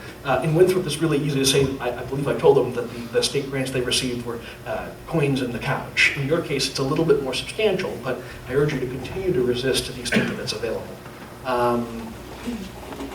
Beyond that, complete neighborhoods. Has anyone ever heard the term complete streets? So what the state, and with the assistance of the federal government, went out about 15 or 20 years ago, they went out, they created complete streets. They imagined the very best street you could do. Think of a great big wide European boulevard with bike lanes and trees and big sidewalks on both sides and parking lanes and bike lanes and multi-lanes for traffic and lanes kind of in the middle there. And they said, this is our ideal street. We will pay through grants money to anybody who contributes anything like it. So a lot of smaller cities and towns are using these for things like crosswalks and ADA improvements. It's not a bad idea. You set a complete ideal and then you pay anyone who works towards it in an increment. The next evolution of complete streets was what they called complete neighborhoods. Complete neighborhoods is an idea basically drawn out of downtown Manhattan or the Bronx. It's the idea that I should live in a neighborhood where I can get everything I need, where I can hop on the subway and go anywhere in the world. I can get anything I need, and I can walk anywhere in the world, or walk to mass transit to get anywhere in the world. Because absolutely, on every street corner, there's going to be a bodega to give me what I need. Now, around here, that may not sound quite as foreign. I promise when I'm out in Boxford, that sounds really foreign. When I went to Boxford to deliver a version of this lecture, I went through the city of town, and there was a church, and then there was a building. And in a building, there was, I kid you not, quote, the store, unquote, which shared its building with the bank and the post office. For them, the idea of a 15-minute walkable neighborhood with a bodega in every street corner is really foreign. But even around here, it's a little awkward. We have lots of local convenience stores, but they're not the kind of stores that you could live off of. They're not grocery stores. They don't, but one of the things that make New York bodegas is that they have a produce section. You could actually, maybe a little expensive, but you could live off of a bodega in New York, and you could walk anywhere in the world and you could get anywhere. It also, to make this argument, it works really great out in Boxford because they say, well, what about mass transit? Well, you can hop on the train and go anywhere. Well, with commuter rail, there is one train, and it goes in one direction, and it goes to Boston. And for anyone who would like to grocery shop weekly using commuter rail, God bless them. I still haven't gotten over the picture of the guy jumping off of the bridge on the Orange Line. Talk about the MBTA expanding into real estate. So complete, that's essentially where the half-mile radius around mass transit comes from, is the idea that we should have this 15-minute walkable neighborhood, and you would use mass transit to get anywhere in the world. You guys are a little closer to downtown Boston, so you can at least imagine where they're coming from, as opposed to the folks in Boxford. But you understand that you're a smaller, older urban town. It may actually be a city under some state metrics, but that's okay. Forgive me. Town and name only. I take that for everything. You guys are an urban city. You're not as compacted as, say, downtown Boston or downtown Manhattan, but that essentially is the direction that this will take. It's designed to create, and the earlier speaker was absolutely dead on that this punishes high density. Mind you, when I'm in the farming communities, I tell them, oh my God, they're going to build. But out here, I'm going to tell you, this law punishes the highest, densest cities the heaviest, because you don't have enough land acreage. The only way to go is up. This is going to result in the construction of perhaps dozens of 4, 5, or 6-story buildings. And I'll tell you the reason it's 5 is because if you go above 5, the building code says that you have to comply with, you have to have masonry construction instead of wood frame. I'll also tell you, for whatever it's worth, that does anyone know that the 4 and 5 wood frame kind of duplexes that look very much like the halyard that she just had up? There's one at Peabody, there are several in Burlington and Woburn, for those who are from the North Shore, or at least familiar with it. Yeah, very much so, very much so. Like Avalon, there's one in Wakefield. Those, according to my dad, who was a retired fire chief, we burn one of those in the nation every week. And when we do, we are at the risk of killing 200 or 300 people. There actually was a divide between the states. Some said you have to be sprinklered, and others didn't allow that kind of construction. The developer lobby went to the state building code board and said, well, we want to do what the other states do because they make a lot of money doing it. And as long as you do it safe, it's okay, but then the developers convinced them that it was to take away some of the safety measures, like minimize or tamp down the sprinkler requirements. So those things, when they build, the developer makes money, but they're not exactly long-term designed, and they're not exactly the world's safest buildings, particularly compared to large masonry construction like this. Now, someone had asked a question about the codes. So one of the things that the 3A expressly requires is that whatever the developer builds, wherever they build it, it has to comply with the wetlands laws, which out in Ipswich and Gloucester, they really hope is going to save them. But it also has to comply with the sanitary code. There is no direct reference in the law to complying with the building code, the fire code, the gas code, or the electrical code. We assume that they will anyway, but I have to tell you, those are uniform safety laws. Those are the kind of laws that, according to the Home Rule Amendment, cities and towns can't opt out of, because we want things that are safe. We want things that are uniform. If I happen to hire a contractor from New Hampshire, my building code is going to be 99% the same as his, and he's going to know what he's doing, he's going to know what he can and what he can't do. And there isn't going to be a lot of argument, mind you, lots of lawyers get rich in that small niche there, about what's allowed and what isn't. Beyond that, I also should tell you, Mr. Kolakowski over here in that god-awful Hawaiian shirt, we're trying to ask cities and towns to form citizen committees of between 5 to 10 people to move to intervene in our lawsuit. If we get enough, we would be able to treat the lawsuit like a class action, which will help our ability to obtain standing and to successfully challenge the law in all of its implementations. So to the extent that's available, I highly encourage you to contact him. He's got a draft template for people who would like, or communities that would like to move to the meeting, and we highly encourage that. And Mrs. Seacrest up here in the pink has a copy. Is the charter amendment worthwhile going through? One of the early ways that we had postulated about how to oppose a Section 3A is that, believe it or not, under the Home Rule Amendment, you have the right to control your own local constitution, which is your city or town charter. We had proposed to several cities and towns that one of the ways of opposing this was to literally lock yourselves out of compliance, that you could amend your city or town charter to prevent you from drawing a compliant zoning district. You could literally lock yourselves out of compliance to prevent future temptation, or if the deal changes and the state becomes more egregious, or even if it becomes less attractive, you could preemptively lock yourselves out of compliance. I have done a study on that for several cities and towns. If you like, I'm happy to spit out some results for you guys once I take a closer look at your city or town charter. The charter amendment process is normally a multi-step process. There's a long version that involves like 2 elections and the commission and whatnot, but there's also a backdoor under Section 10, I think it's D, of the Home Rule Procedures Act, which is Chapter 43. It's Chapter 43, B or C, I forget which. One is the Governor Wells Express, here's how to change your government, state, local government really quick to make it easier for developers. And the other is how to change your charter generally. Beyond that, I should ask for any questions. Yes, sir. Yes, thank you very much for the home rule education. The one question I have is that we have the Quinn Act, which is the open space law. Doesn't that go against the Home Rule Act? No. Forgive me. I mean, yes. Forgive me. The only Quinn law I know is the Quinn bill, which has made several Linfield police officers very rich because it's the education incentive. Are you talking about greenbelt zoning? I'm talking about open space. Article 97. Article 97. Article 97. I love Article 97. Article 97 is an amendment to the state constitution. Article 97 says that it is in the interest of the citizens of the Commonwealth to preserve green open space, to conserve land, and to protect natural resources. And as a result, any city or town that chooses to dedicate any parcel of land is entitled to essentially lock it away beyond their ability to ever take it back. If you take, for example, you could, right here, right now, if you closed your eyes and your town council was so willing, you could vote this church parcel right here to the Article 97 land. If you did that, or any other Article 97 land, it can only be bought, sold, changed, or in any way substantially altered or impaired with a roll call vote of 2/3 of both houses of the legislature, and the governor has to sign it. It's one of the few things that the legislature cannot override the governor's veto. So Article 97 land is another one of the more creative ways of trying to oppose this by locking away space. I know in Manchester, one of the ways that they're trying to lock away space is they're trying to support nonprofits that are in the center of the most likely areas. There are also potentially some pro-business measures that you can take under older statutes that may support businesses and also limit the application or development of 3A housing.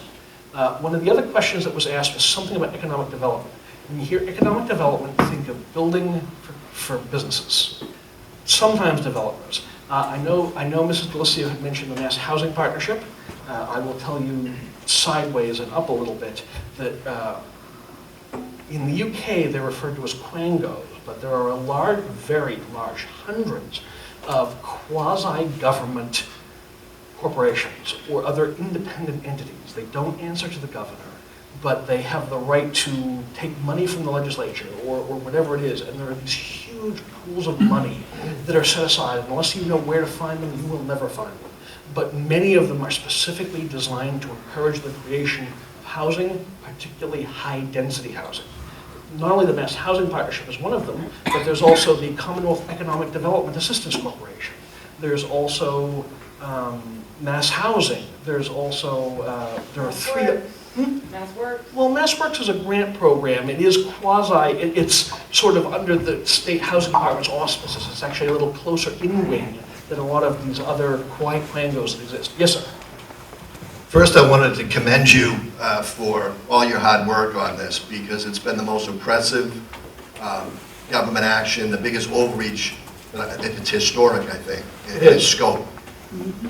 But I also find it so oppressive and coercive in the response that our elected officials, Senator Lydia Edwards, stood up in an interview and said, we have to crush Milton, because Milton is opposing what appears to be, to some people, myself included, to be an unconstitutional and overreach of state government. Yeah, we don't like the So that's a threat, very oppressive.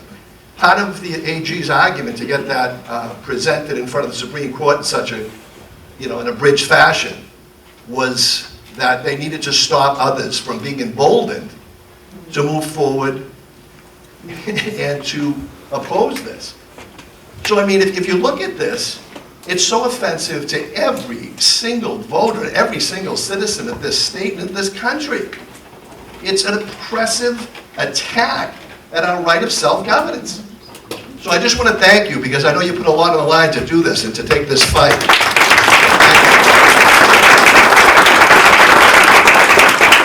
I'm happy to help. I'm also thrilled, if you'll forgive a little bit of boasting, of the Attorney General's 34-page brief. About 4 pages of it are directly cut and paste out of the oppositions that were written to try and get Mr. Kolakowski's suit dismissed. It's actually the same Attorney Generals who are opposing him who are right now suing Milton on behalf of the Attorney General herself. So there's a lot of overlapping expertise on both sides of the question. Yes, ma'am. How many more communities would you need in order to create a class? We're gonna, one more time. How many more communities would you need in order to create the class for the class action? Technically, classes come in 6 different flavors. There's a whole semester of law school on it. The short answer is anytime the number of plaintiffs becomes so big as to be unmanageable, if there's a common question of law or fact, then it becomes compensatory. I believe we're talking to about a dozen cities and towns that have looked at this. A lot of them are from the Essex County, because that's where I'm from and where a lot of the folks from the Cape Ann Political Action Committee are. I think we've been talking to Rowley and Manchester, Gloucester, Rockport, Wakefield, and a few other towns. So we'll see, but the more the better, and the more the merrier, whatever that's worth. Thank you for your coverage. Yes, sir, in the back. Can you go a little bit further into the issue of standing? Because on the motion to intervene, you talk about a committee. Can one individual in a town have standing as a voter? Yes, theoretically. We designed it based on, there's a very famous Supreme Court case called Citizens of Overton Park. Can you speak into that? Yes. We designed the template off of a very famous Supreme Court case called Citizens of Overton Park. There was a citizens committee that organized to oppose a interstate highway system that the federal government was going to build straight through one of the largest municipal parks in the United States. And the local people who had houses overlooking this beautiful park were not pleased with the idea that they'd be looking at a 4-lane freeway. Yes, theoretically, one person can do it. We on draft guidelines are asking for citizens committees of roughly 5 to 10 or more with one designated spokesperson. Standing is, on the federal level, the sine qua non of court cases. If you don't have it, your court case dies. The standing requirements on the state level are a little bit more relaxed. Basically, for the average person, the idea is that we want you to have some skin in the game. The outcome of the lawsuit should matter to you. And unless it does, we don't really want to hear from you. So, matter of fact, one of the reasons the Attorney General is trying to get Mr. Kolakowski's suit dismissed is he's arguing we have no standing. And Mr. Kolakowski naturally says, well, they're going to put one of these districts in my town, and it's going to devalue my property and all that kind of stuff. And the Attorney General says, that isn't enough skin in the game. One of the most outstanding arguments that I have ever seen, I personally would not have the courage to put it in paper. They argued that the citizens of Rockport have no right to expect the Attorney General to do her job. For those of you who are from cities, you may not know this, us country bumpkins from towns, when we pass, instead of city ordinances, we pass bylaws. And bylaws don't go into effect unless the Attorney General signs off that they're legal, because we are country bumpkins and we could go out there and do something really dumb. Whereas you guys are big cities and, well, yeah, we could be free. Whereas you guys have city solicitors and large municipal town halls that will keep you on the straight and narrow. So when Rockport actually tried to pass one of these MBTA zoning districts, although they're not one of the few in compliance that Mrs. Delisio mentioned, and the reason for that is because they drew it, and then it turned out it wasn't big enough, and it didn't comply, and so they have to do it again. They're actually going to start in town meeting, I think on Monday, to try and draw another MBTA zoning district. If that doesn't tell you how bad an idea this is, that they went in the tank, they hired the consultant. They initially told the state, Jason Shaw from the Rockport Planning Board said, this is a terrible idea. The state said, I don't care, do it. And he said, okay, if you make me do it, I'll do it. And he drew the district. He drew it as small as he thought he could get away with. They drew it, they passed it at town meeting, we challenged it for the Attorney General, we challenged it in court, and then somehow, some way, the state has come back to him and told them, it's still not big enough, try again. I think according to the website, Rockport website, we have 3 zones, so those are not acceptable yet? Or? They are not yet accepted. They have their second. But I'm saying those are the ones that their second attempt. With, right? Their second attempt, they're going to draw a great big oblong across 3 different zoning districts. Forgive me when I talk about zoning in Winthrop. Zoning in Winthrop is a lot different than zoning out in Linfield and Boxford. Linfield has 3 primary residents. We have quarter-acre, half-acre, and acre zoning. So I look at quarter-acre lots, and we think of those as the postage stamps from the old cottage colony on the back of the pond. Around here, quarter-acre may have a whole different kettle of fish. But you have to understand the root of zoning. Zoning, the Boston Globe, I think we have a resident, a member here, but one of his colleagues did a brilliant historical piece on the Tenement Act. It was the first attempt by our state to regulate the quality of and density of housing. After that kind of fell away, mostly because it was ineffective, but also because it had some racial overtones, or at least they're the xenophobes. Some of it was anti-Catholic, for example. Dating back to Irish need not apply. It was an old law. The next attempt was what we now recognize as zoning. It's called Euclidean zoning, based on a famous Supreme Court case, which is the Village of Euclid, something or other, from the 1920s. Before Euclid, essentially, either you could do it or you couldn't. It was black or it was white. So what Euclidean zoning says is we'll create a gray area. We'll create some area where you can do it with permission.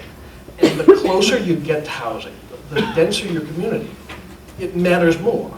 I mean, in Linfield, there's a famous story from about 20 years ago. One of the last farms was operating, and the guy next door was being a real pain in the ass about the boundary, and already was filling the wetlands and whatnot.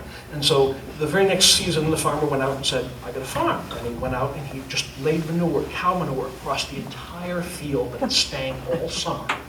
And they went to the selectmen, and the selectmen said, what do you want us to do? It's a farm. He can do it. It's his. But that's that kind of black and white yes or no of right calculus that pre-existed Euclid, which MBTA zoning is trying to take us back to. That's what as of right means. It means all of a sudden that there really isn't any kind of process. Either they can do it or they can't, and there's no ability to put conditions on it, there's no ability to restrict it, there's no ability to oppose it. Basically, the only question is who owns it and how much money do they want to pour into the project. Yes, sir. So our town council is kicking around this idea of paper compliance. And I'd like you to elaborate on what that would actually mean. We have our opinions, but legally, I think we the citizens should know what that means. So paper compliance is the idea that, well, there's a gentleman in Manchester who's opposing this, and he had what I thought was at first blush one of the greatest ideas. He was going to draw a district, and his district was going to encompass the ocean, the cemetery, and a few other really inaccessible places, and he was hoping to achieve paper compliance. The idea is to draw a district that, at least on its face, meets the bare minimum check marks, but that is in actuality practically or nearly impossible.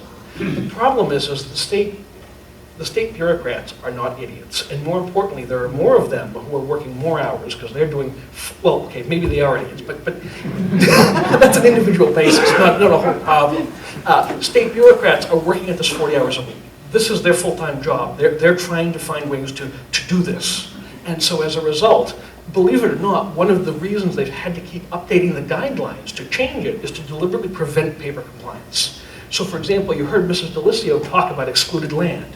The current guidelines, to simplify them enormously, basically the law says you gotta have one district within half a mile. The state guidelines have two different metrics. One is a metric for area and one is a metric for units. And the state will actually allow you to average them to suit the needs of your city or town.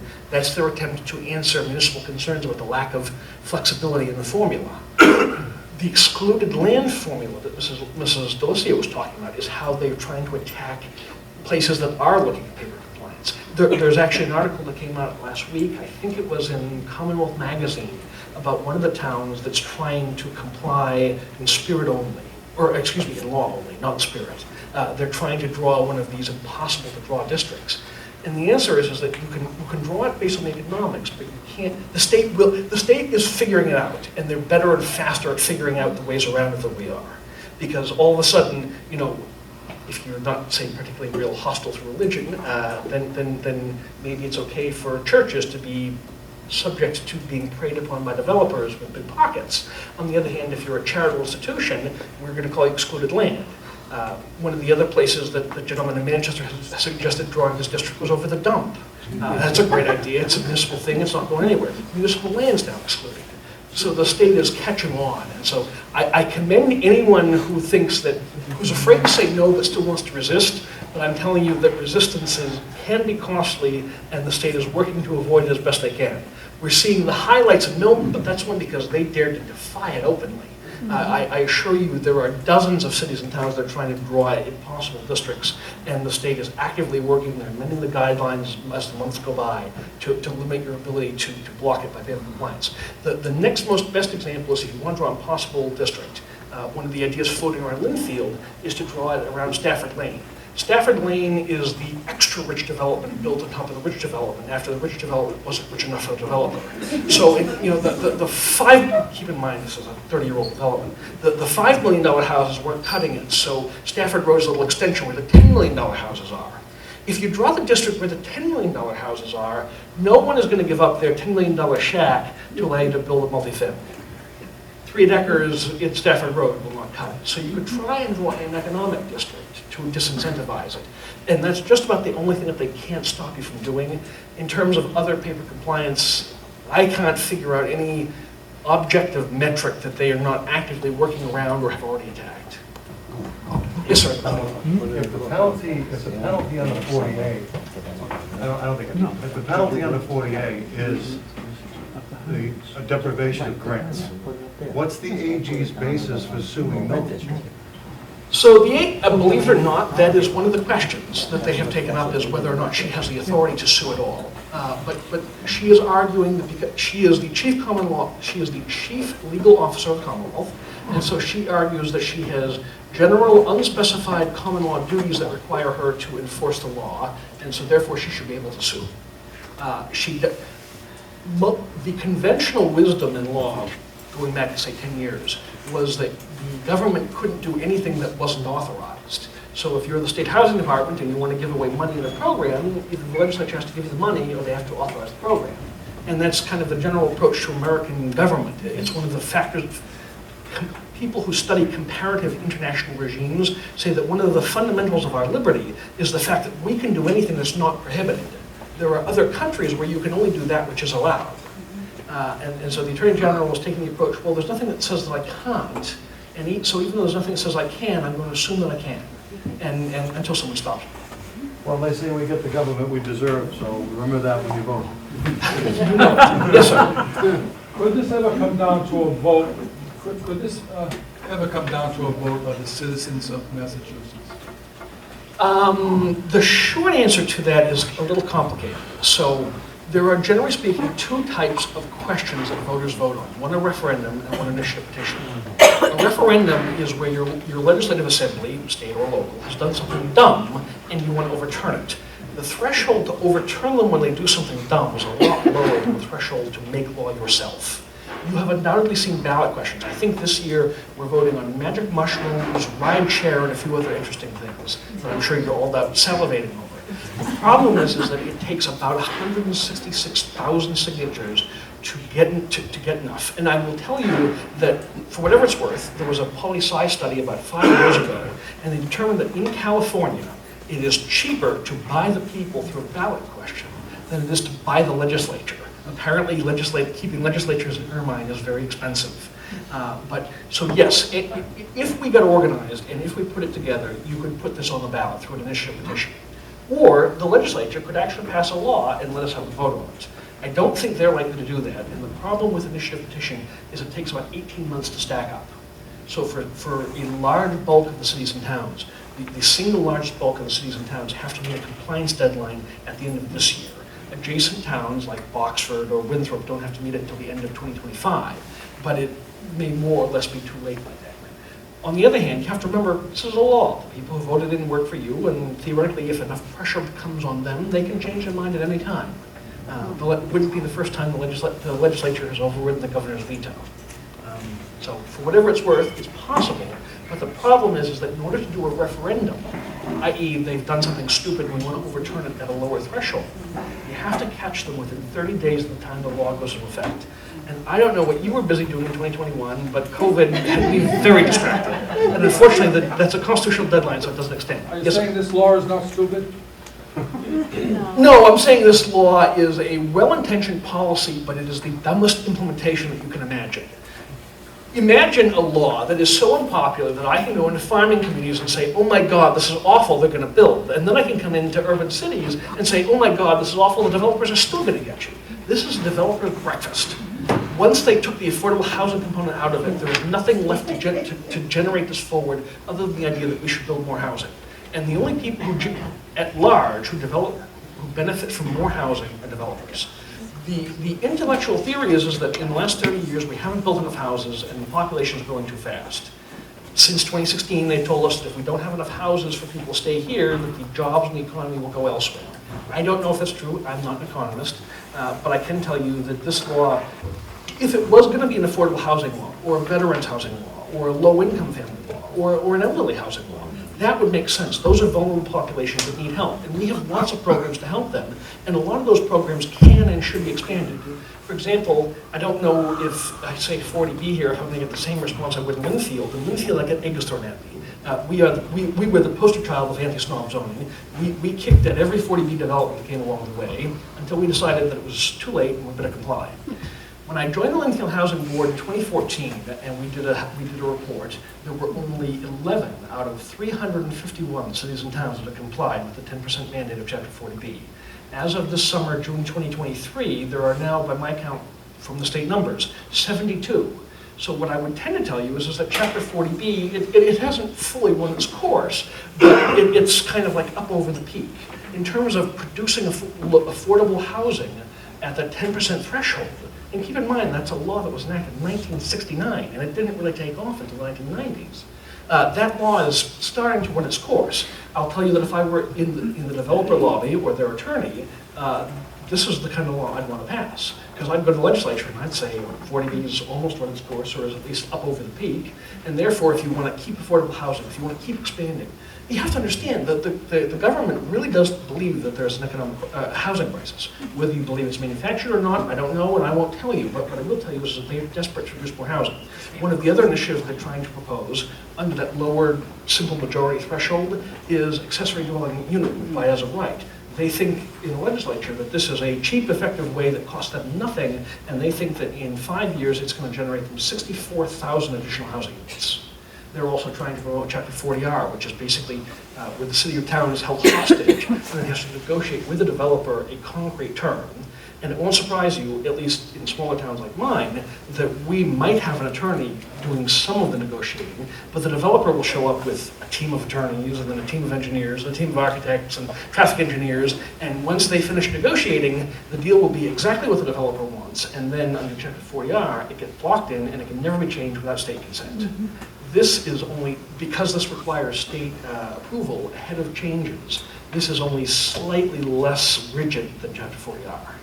It basically is the worst of Chapter 40R laid over the very worst of Chapter 40B, and then it doesn't do anything to help your affordable housing guidelines at all. The general theory is that more housing means the price will go down, and I will tell you that generally speaking, having housing prices falling is one of the universal most unpopular things right there with a draft. See, I can make that change. The other joke I was going to make is that I represent Mr. Kolakowski, who thinks that this law stinks just as much as the Deer Island treatment plant. Lowering housing values by creating more housing is a really dumb idea because it takes money out of people's pockets. John Maynard Keynes, I think, once said that inflation is the worst thief of all because it takes out of the pockets of everybody, particularly those who can least afford it. For most middle-class Americans, your house is where you put your nest egg. When you downsize, that's how you cash out of your nest egg, and that's what you live off of in your twilight years. Lowering housing prices is really dumb. And if you're trying to lower housing prices by increasing surplus, that's also really dumb. Now, I get that there's a supply and demand. If the demand's too high, it's going to drive up the price. I understand that. But incentivizing housing production is almost always the way to go. Trying to force it down the throats of cities and towns, particularly those who don't want it or don't think it fits in their district, is cumbersome. Doing it, at least there's some rational justification for doing it out in farm communities like Oxford, where there is the room for it. But here, you are all already living on top of each other. You don't need the traffic headaches, the other being too dense, being packed in, more people using fewer facilities. I don't know about you, but my dad used to tell me that Boston used to have, maybe 100 fire companies. And in my lifetime alone, because of the costs of having fire, they've more than halved that. Many cities and towns, since Prop 2.5 have gone into effect, will tell you that they are doing more with less. And if we add more people, then they have to do extra more with even less. This is not the kind of thing that's going to materially impact the tax base. You might get one tax year bump of new growth out of it, but at the end of it, you still have kids to educate, houses to insure, fires to put out, and public safety concerns to address. And there is no grant money coming into it. The folks way out west are thinking that they're going to base their primary opposition to this law on water and sewage. I think I heard that there was a study in Upton which said that they anticipated that it was going to cost them $50 million to build enough water and sewage treatment plants to handle the demanded number of units. But you have to understand, they're another town like Oxford. Their downtown is a bank and a store in the same building. The real long-term costs are astronomical. Now, for those who are designing this kind of program, it's essentially about trying to channel future growth. And the hope is that if the government, normally we leave future growth to individual aspiration. We live in a democracy, a capitalist democracy, and you pick your destiny. You build where you want to build and what you can afford. Now we're trying to sort of guide future growth in a positive direction, and whether you think the direction is positive or not, the government guidance to get there is cumbersome, difficult, and poorly implemented. I think I have talked too much, because Mrs. Lucia has pointed it. No, I actually just wanted to bring up one tool that I hadn't mentioned. So 40A is by right market rate housing. One thing that communities could do is also introduce by right housing that you want in your community, such as senior housing. So that would offset. So then a developer would have a choice between market rate housing or senior housing, and there's a way to mold maybe what the developer chooses to build. Just another tool. And another example of the paper compliance is a golf course. So. Just a couple things to add. So why does 3A not fit in Winthrop? And I have a list of things to share. So, Front of the room. We always love locals. Introduce yourself. Well, hopefully you all know who I am because I'm all over social media. Vasily Malios, thank you all for coming. It does mean a lot for you guys to come out and learn about the law and also see what our concerns are and how this law is going to impact our community that we are here to stay as long as we can. I know I'm going to be here as long as I can. I just bought a house last week, so. So why does Winthrop not fit 3A? So Winthrop is 36% made up of single-family units here. 36%, the average for the state is 76%. Winthrop has only two ways in and out. Everyone knows that, East Boston and Revere. And whenever we get hit with the storm, the Revere Parkway closes down, the floodgates go up, and now we're left to one exit. And the traffic is atrocious. Speaking about that way, so towards East Boston, we're going to start to see additional development with Suffolk Downs, and the development along where the coffin manufacturing plant, right? There's going to be more development there. Suffolk Downs is actually going to be close to almost the size of Winthrop. So we're having another Winthrop put right next door. Congestion, traffic, and they expect us to use the T. Our neighborhoods, we're currently seeing this now with the last couple of storms, our neighborhoods, because we are a peninsula, we see constant flooding here. Our infrastructure costs, I mean, everyone has been speaking about this tonight. Who's covering that cost? We're going to cover that cost if we have developers coming in and building. Our brand new Winthrop Middle High School that was built in 2016, opened the doors in 2016, was built for 970 students, which that number was given to us by the state, I believe, is over capacity as of today.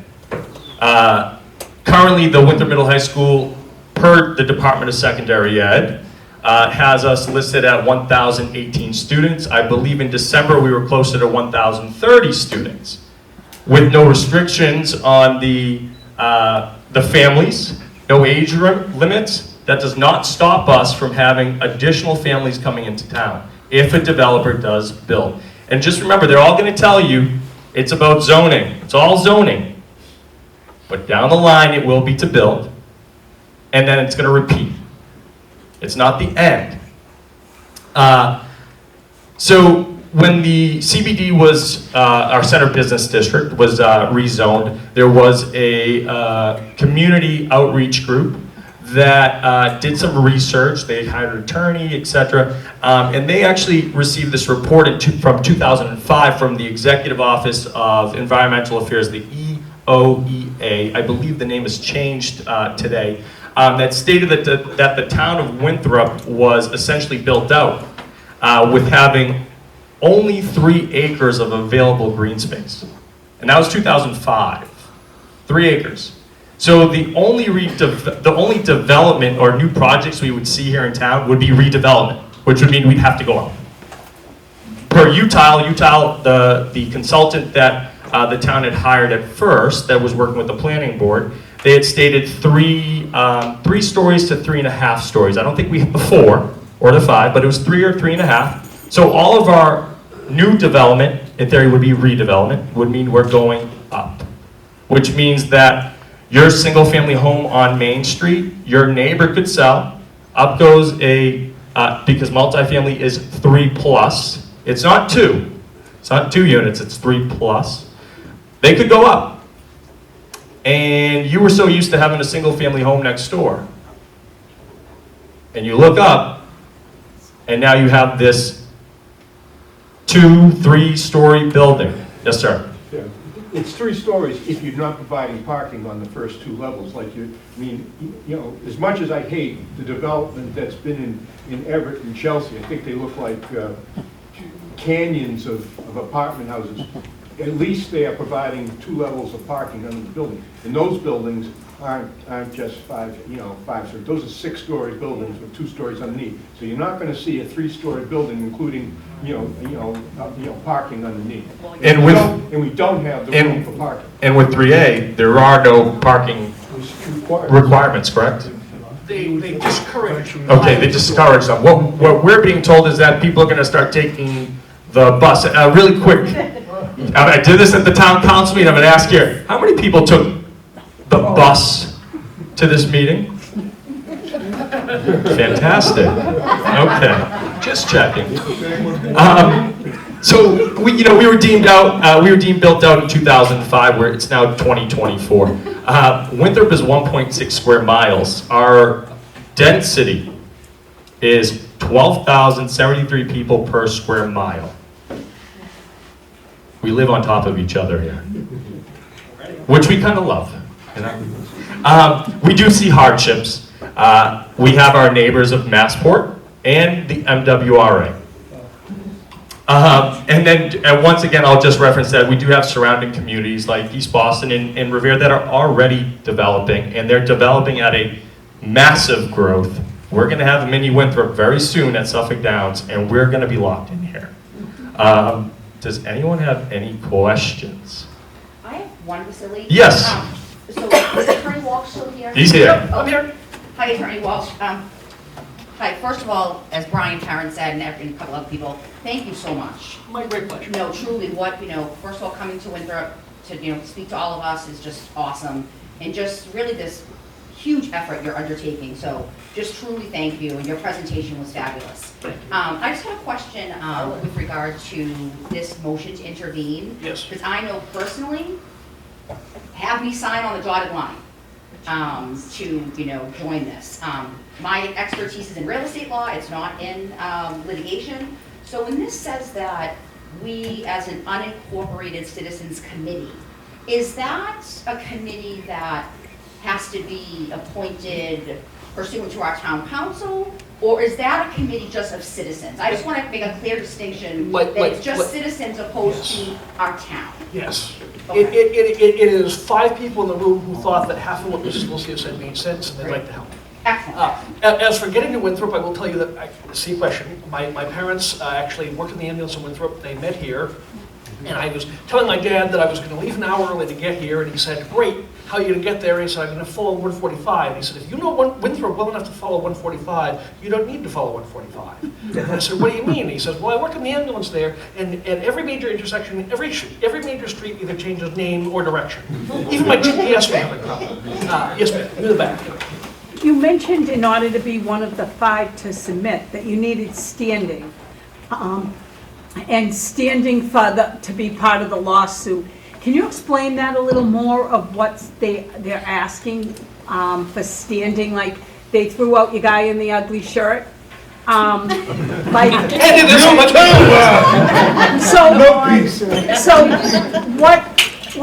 are they looking for standing? Do we have to be directly on the line that they're fake zoned for already? If you were near a likely district, that would be helpful. On the other hand, even if you're just a citizen who thinks that your property values are going to go down, the reason that the form has the draft template has several customization is because the needs of cities and towns are different. When I'm going to Manchester, half of their circle is in water, so they're going to argue that they don't have the physical space. On the other hand, folks like Upton are going to argue that they don't have the water infrastructure. Places like Winthrop may argue that they're already overbuilt. But on the other hand, I can't go into, say, Boxford with its store and its post office and have them say they're overbuilt. So on the motion to intervene, you need to pick the form for the reasons that affect you. And if there's anything else that's unique about why it's going to affect you, put that down. But in terms of standing, the basic thing is that you have to skin the game. Basically, the difference of the lawsuit has to have a real or likely tangible impact in your life. And as long as you can put your hand on your heart and say that's true, I believe that you should be able to intervene. That's more or less how the standing test breaks down. Does that answer your question? Thank you, yes. Yes, ma'am. So in Winthrop, anyone living in Winthrop would be within a mile of any district in Winthrop. In which case, make your committee... I think it's like we all have standing. In which case, make your committee as big as you can, and then appoint 5 or 10 representatives to receive reports and to be involved in making litigation decisions, and then we'll roll on as a class action. Any other questions? In the back, Mr. Seacrest. To join a lawsuit? What's the deadline with the question? To Uh, join the lawsuit? Yeah. So the attorney generals that are opposing Mr. Kolakowski are very busy suing the town of Milton, and they have actually asked me for a couple of extensions, and I'm a really nice guy, actually I'm not, but in law school they tell you they should always grant extensions to the other attorney on deadlines because someone's going to need it. They gave me one, so I have not turned them down yet. They literally tonight asked me for another extension. Initially their deadline was April the 6th. It has been postponed another week. So ideally, we would like to, if we're going to get enough committee members to have a real class, we would ideally like to have the paperwork together before the motion goes into the judge. So the way a 9A package works in Superior Court, someone moves a motion, the other side opposes it, then the last side has one 5-page reply brief. The Attorney General has been busy working on their 5-page reply brief for about 10 weeks. They're very busy suing the town of Milton, and I understand there's a lot of moving pieces to it. I did laugh when I saw that the part of the AG's brief was cut and paste out of the motion to dismiss us. The date, ideally, if we could have it by April the 6th, that would be ideal. That gives us all 3 weeks or so to prepare. Any other things? Is Mass Municipal Association filing any class action suit or any kind of? So the Mass Municipal Association is kind of funky. Forgive me, I am a strand of Republican that generally speaking doesn't trust the town hall. And so I have terrible things to say about people who work in town hall, although I know lots of nice people who do. So the Mass Municipal Association, for those who don't know, is the trade organization for municipal officials. They're the ones who lobby the legislature when the legislature is going to do something boneheaded that's going to affect not necessarily your lives, but the lives of people at City Hall as they try and work for you. The MMA did oppose this legislation when it went in.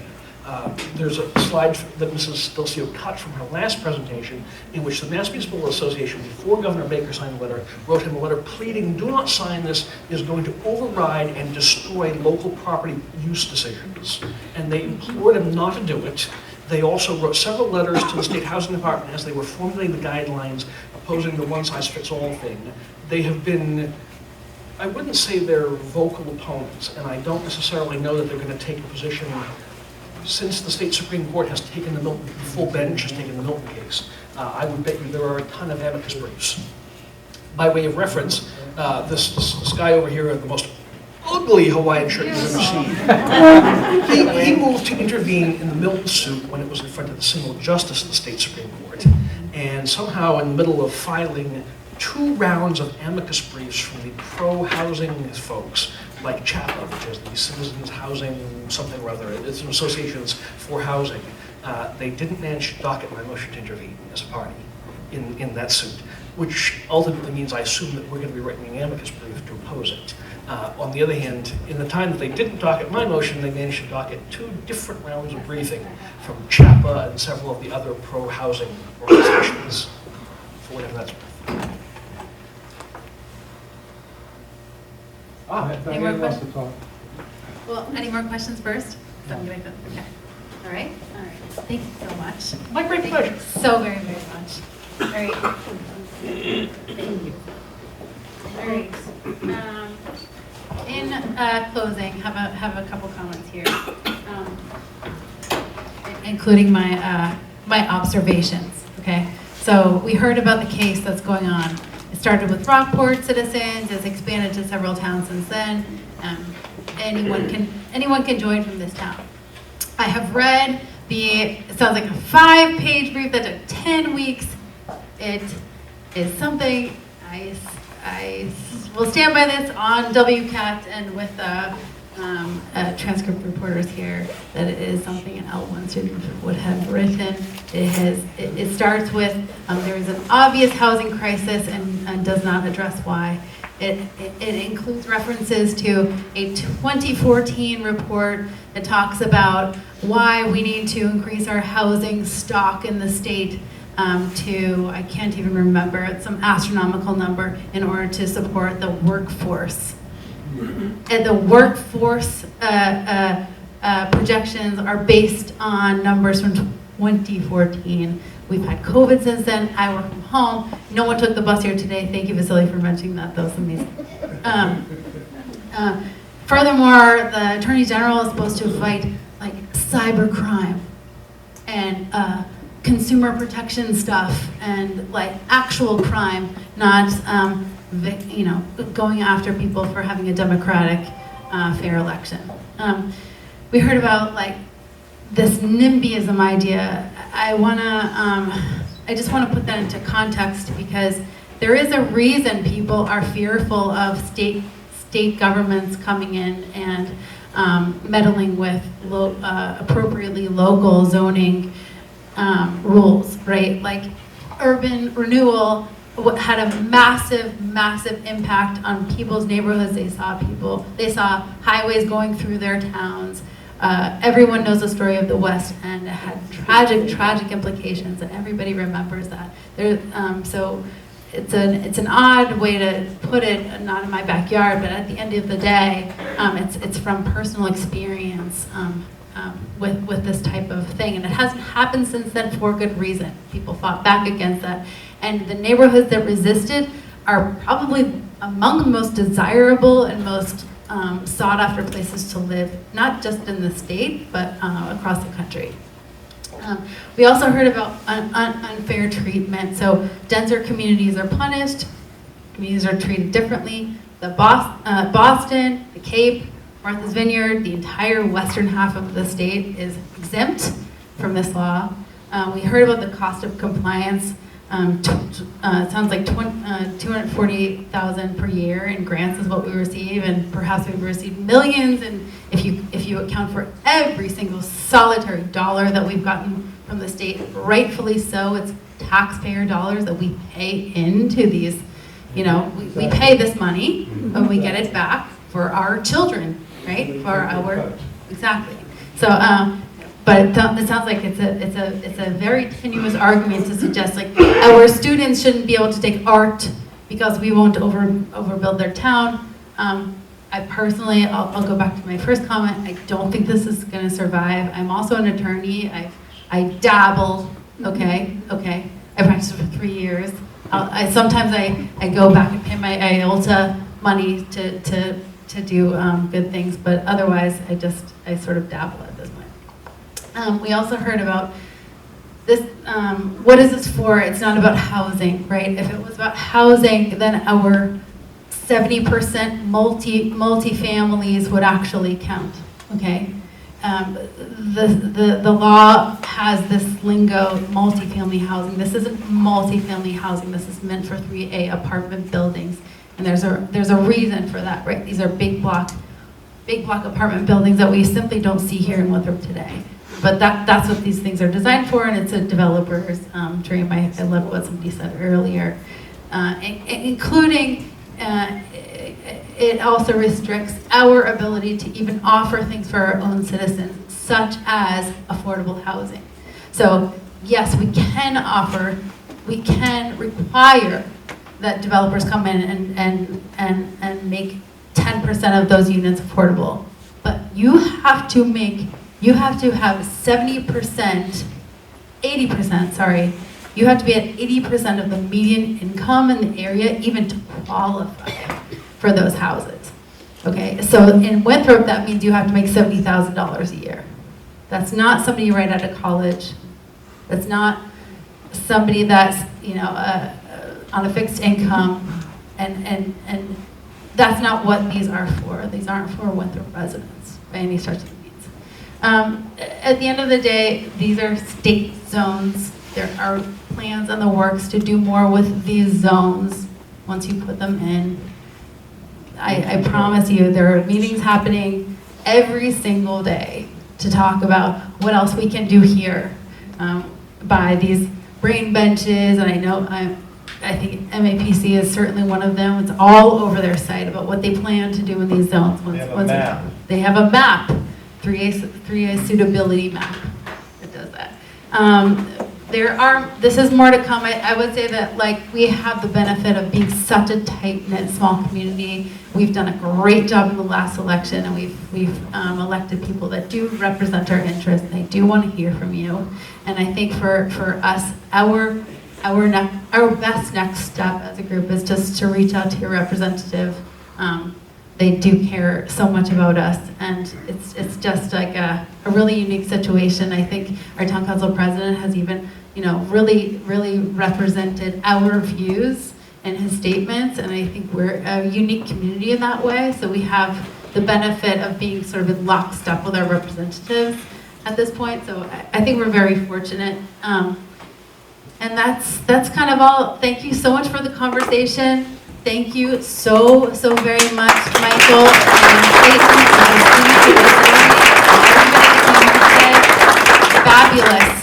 Fabulous conversation. I hope you learned a lot. I certainly did. I have pages and pages of notes, but yeah, have a great night. Thank you.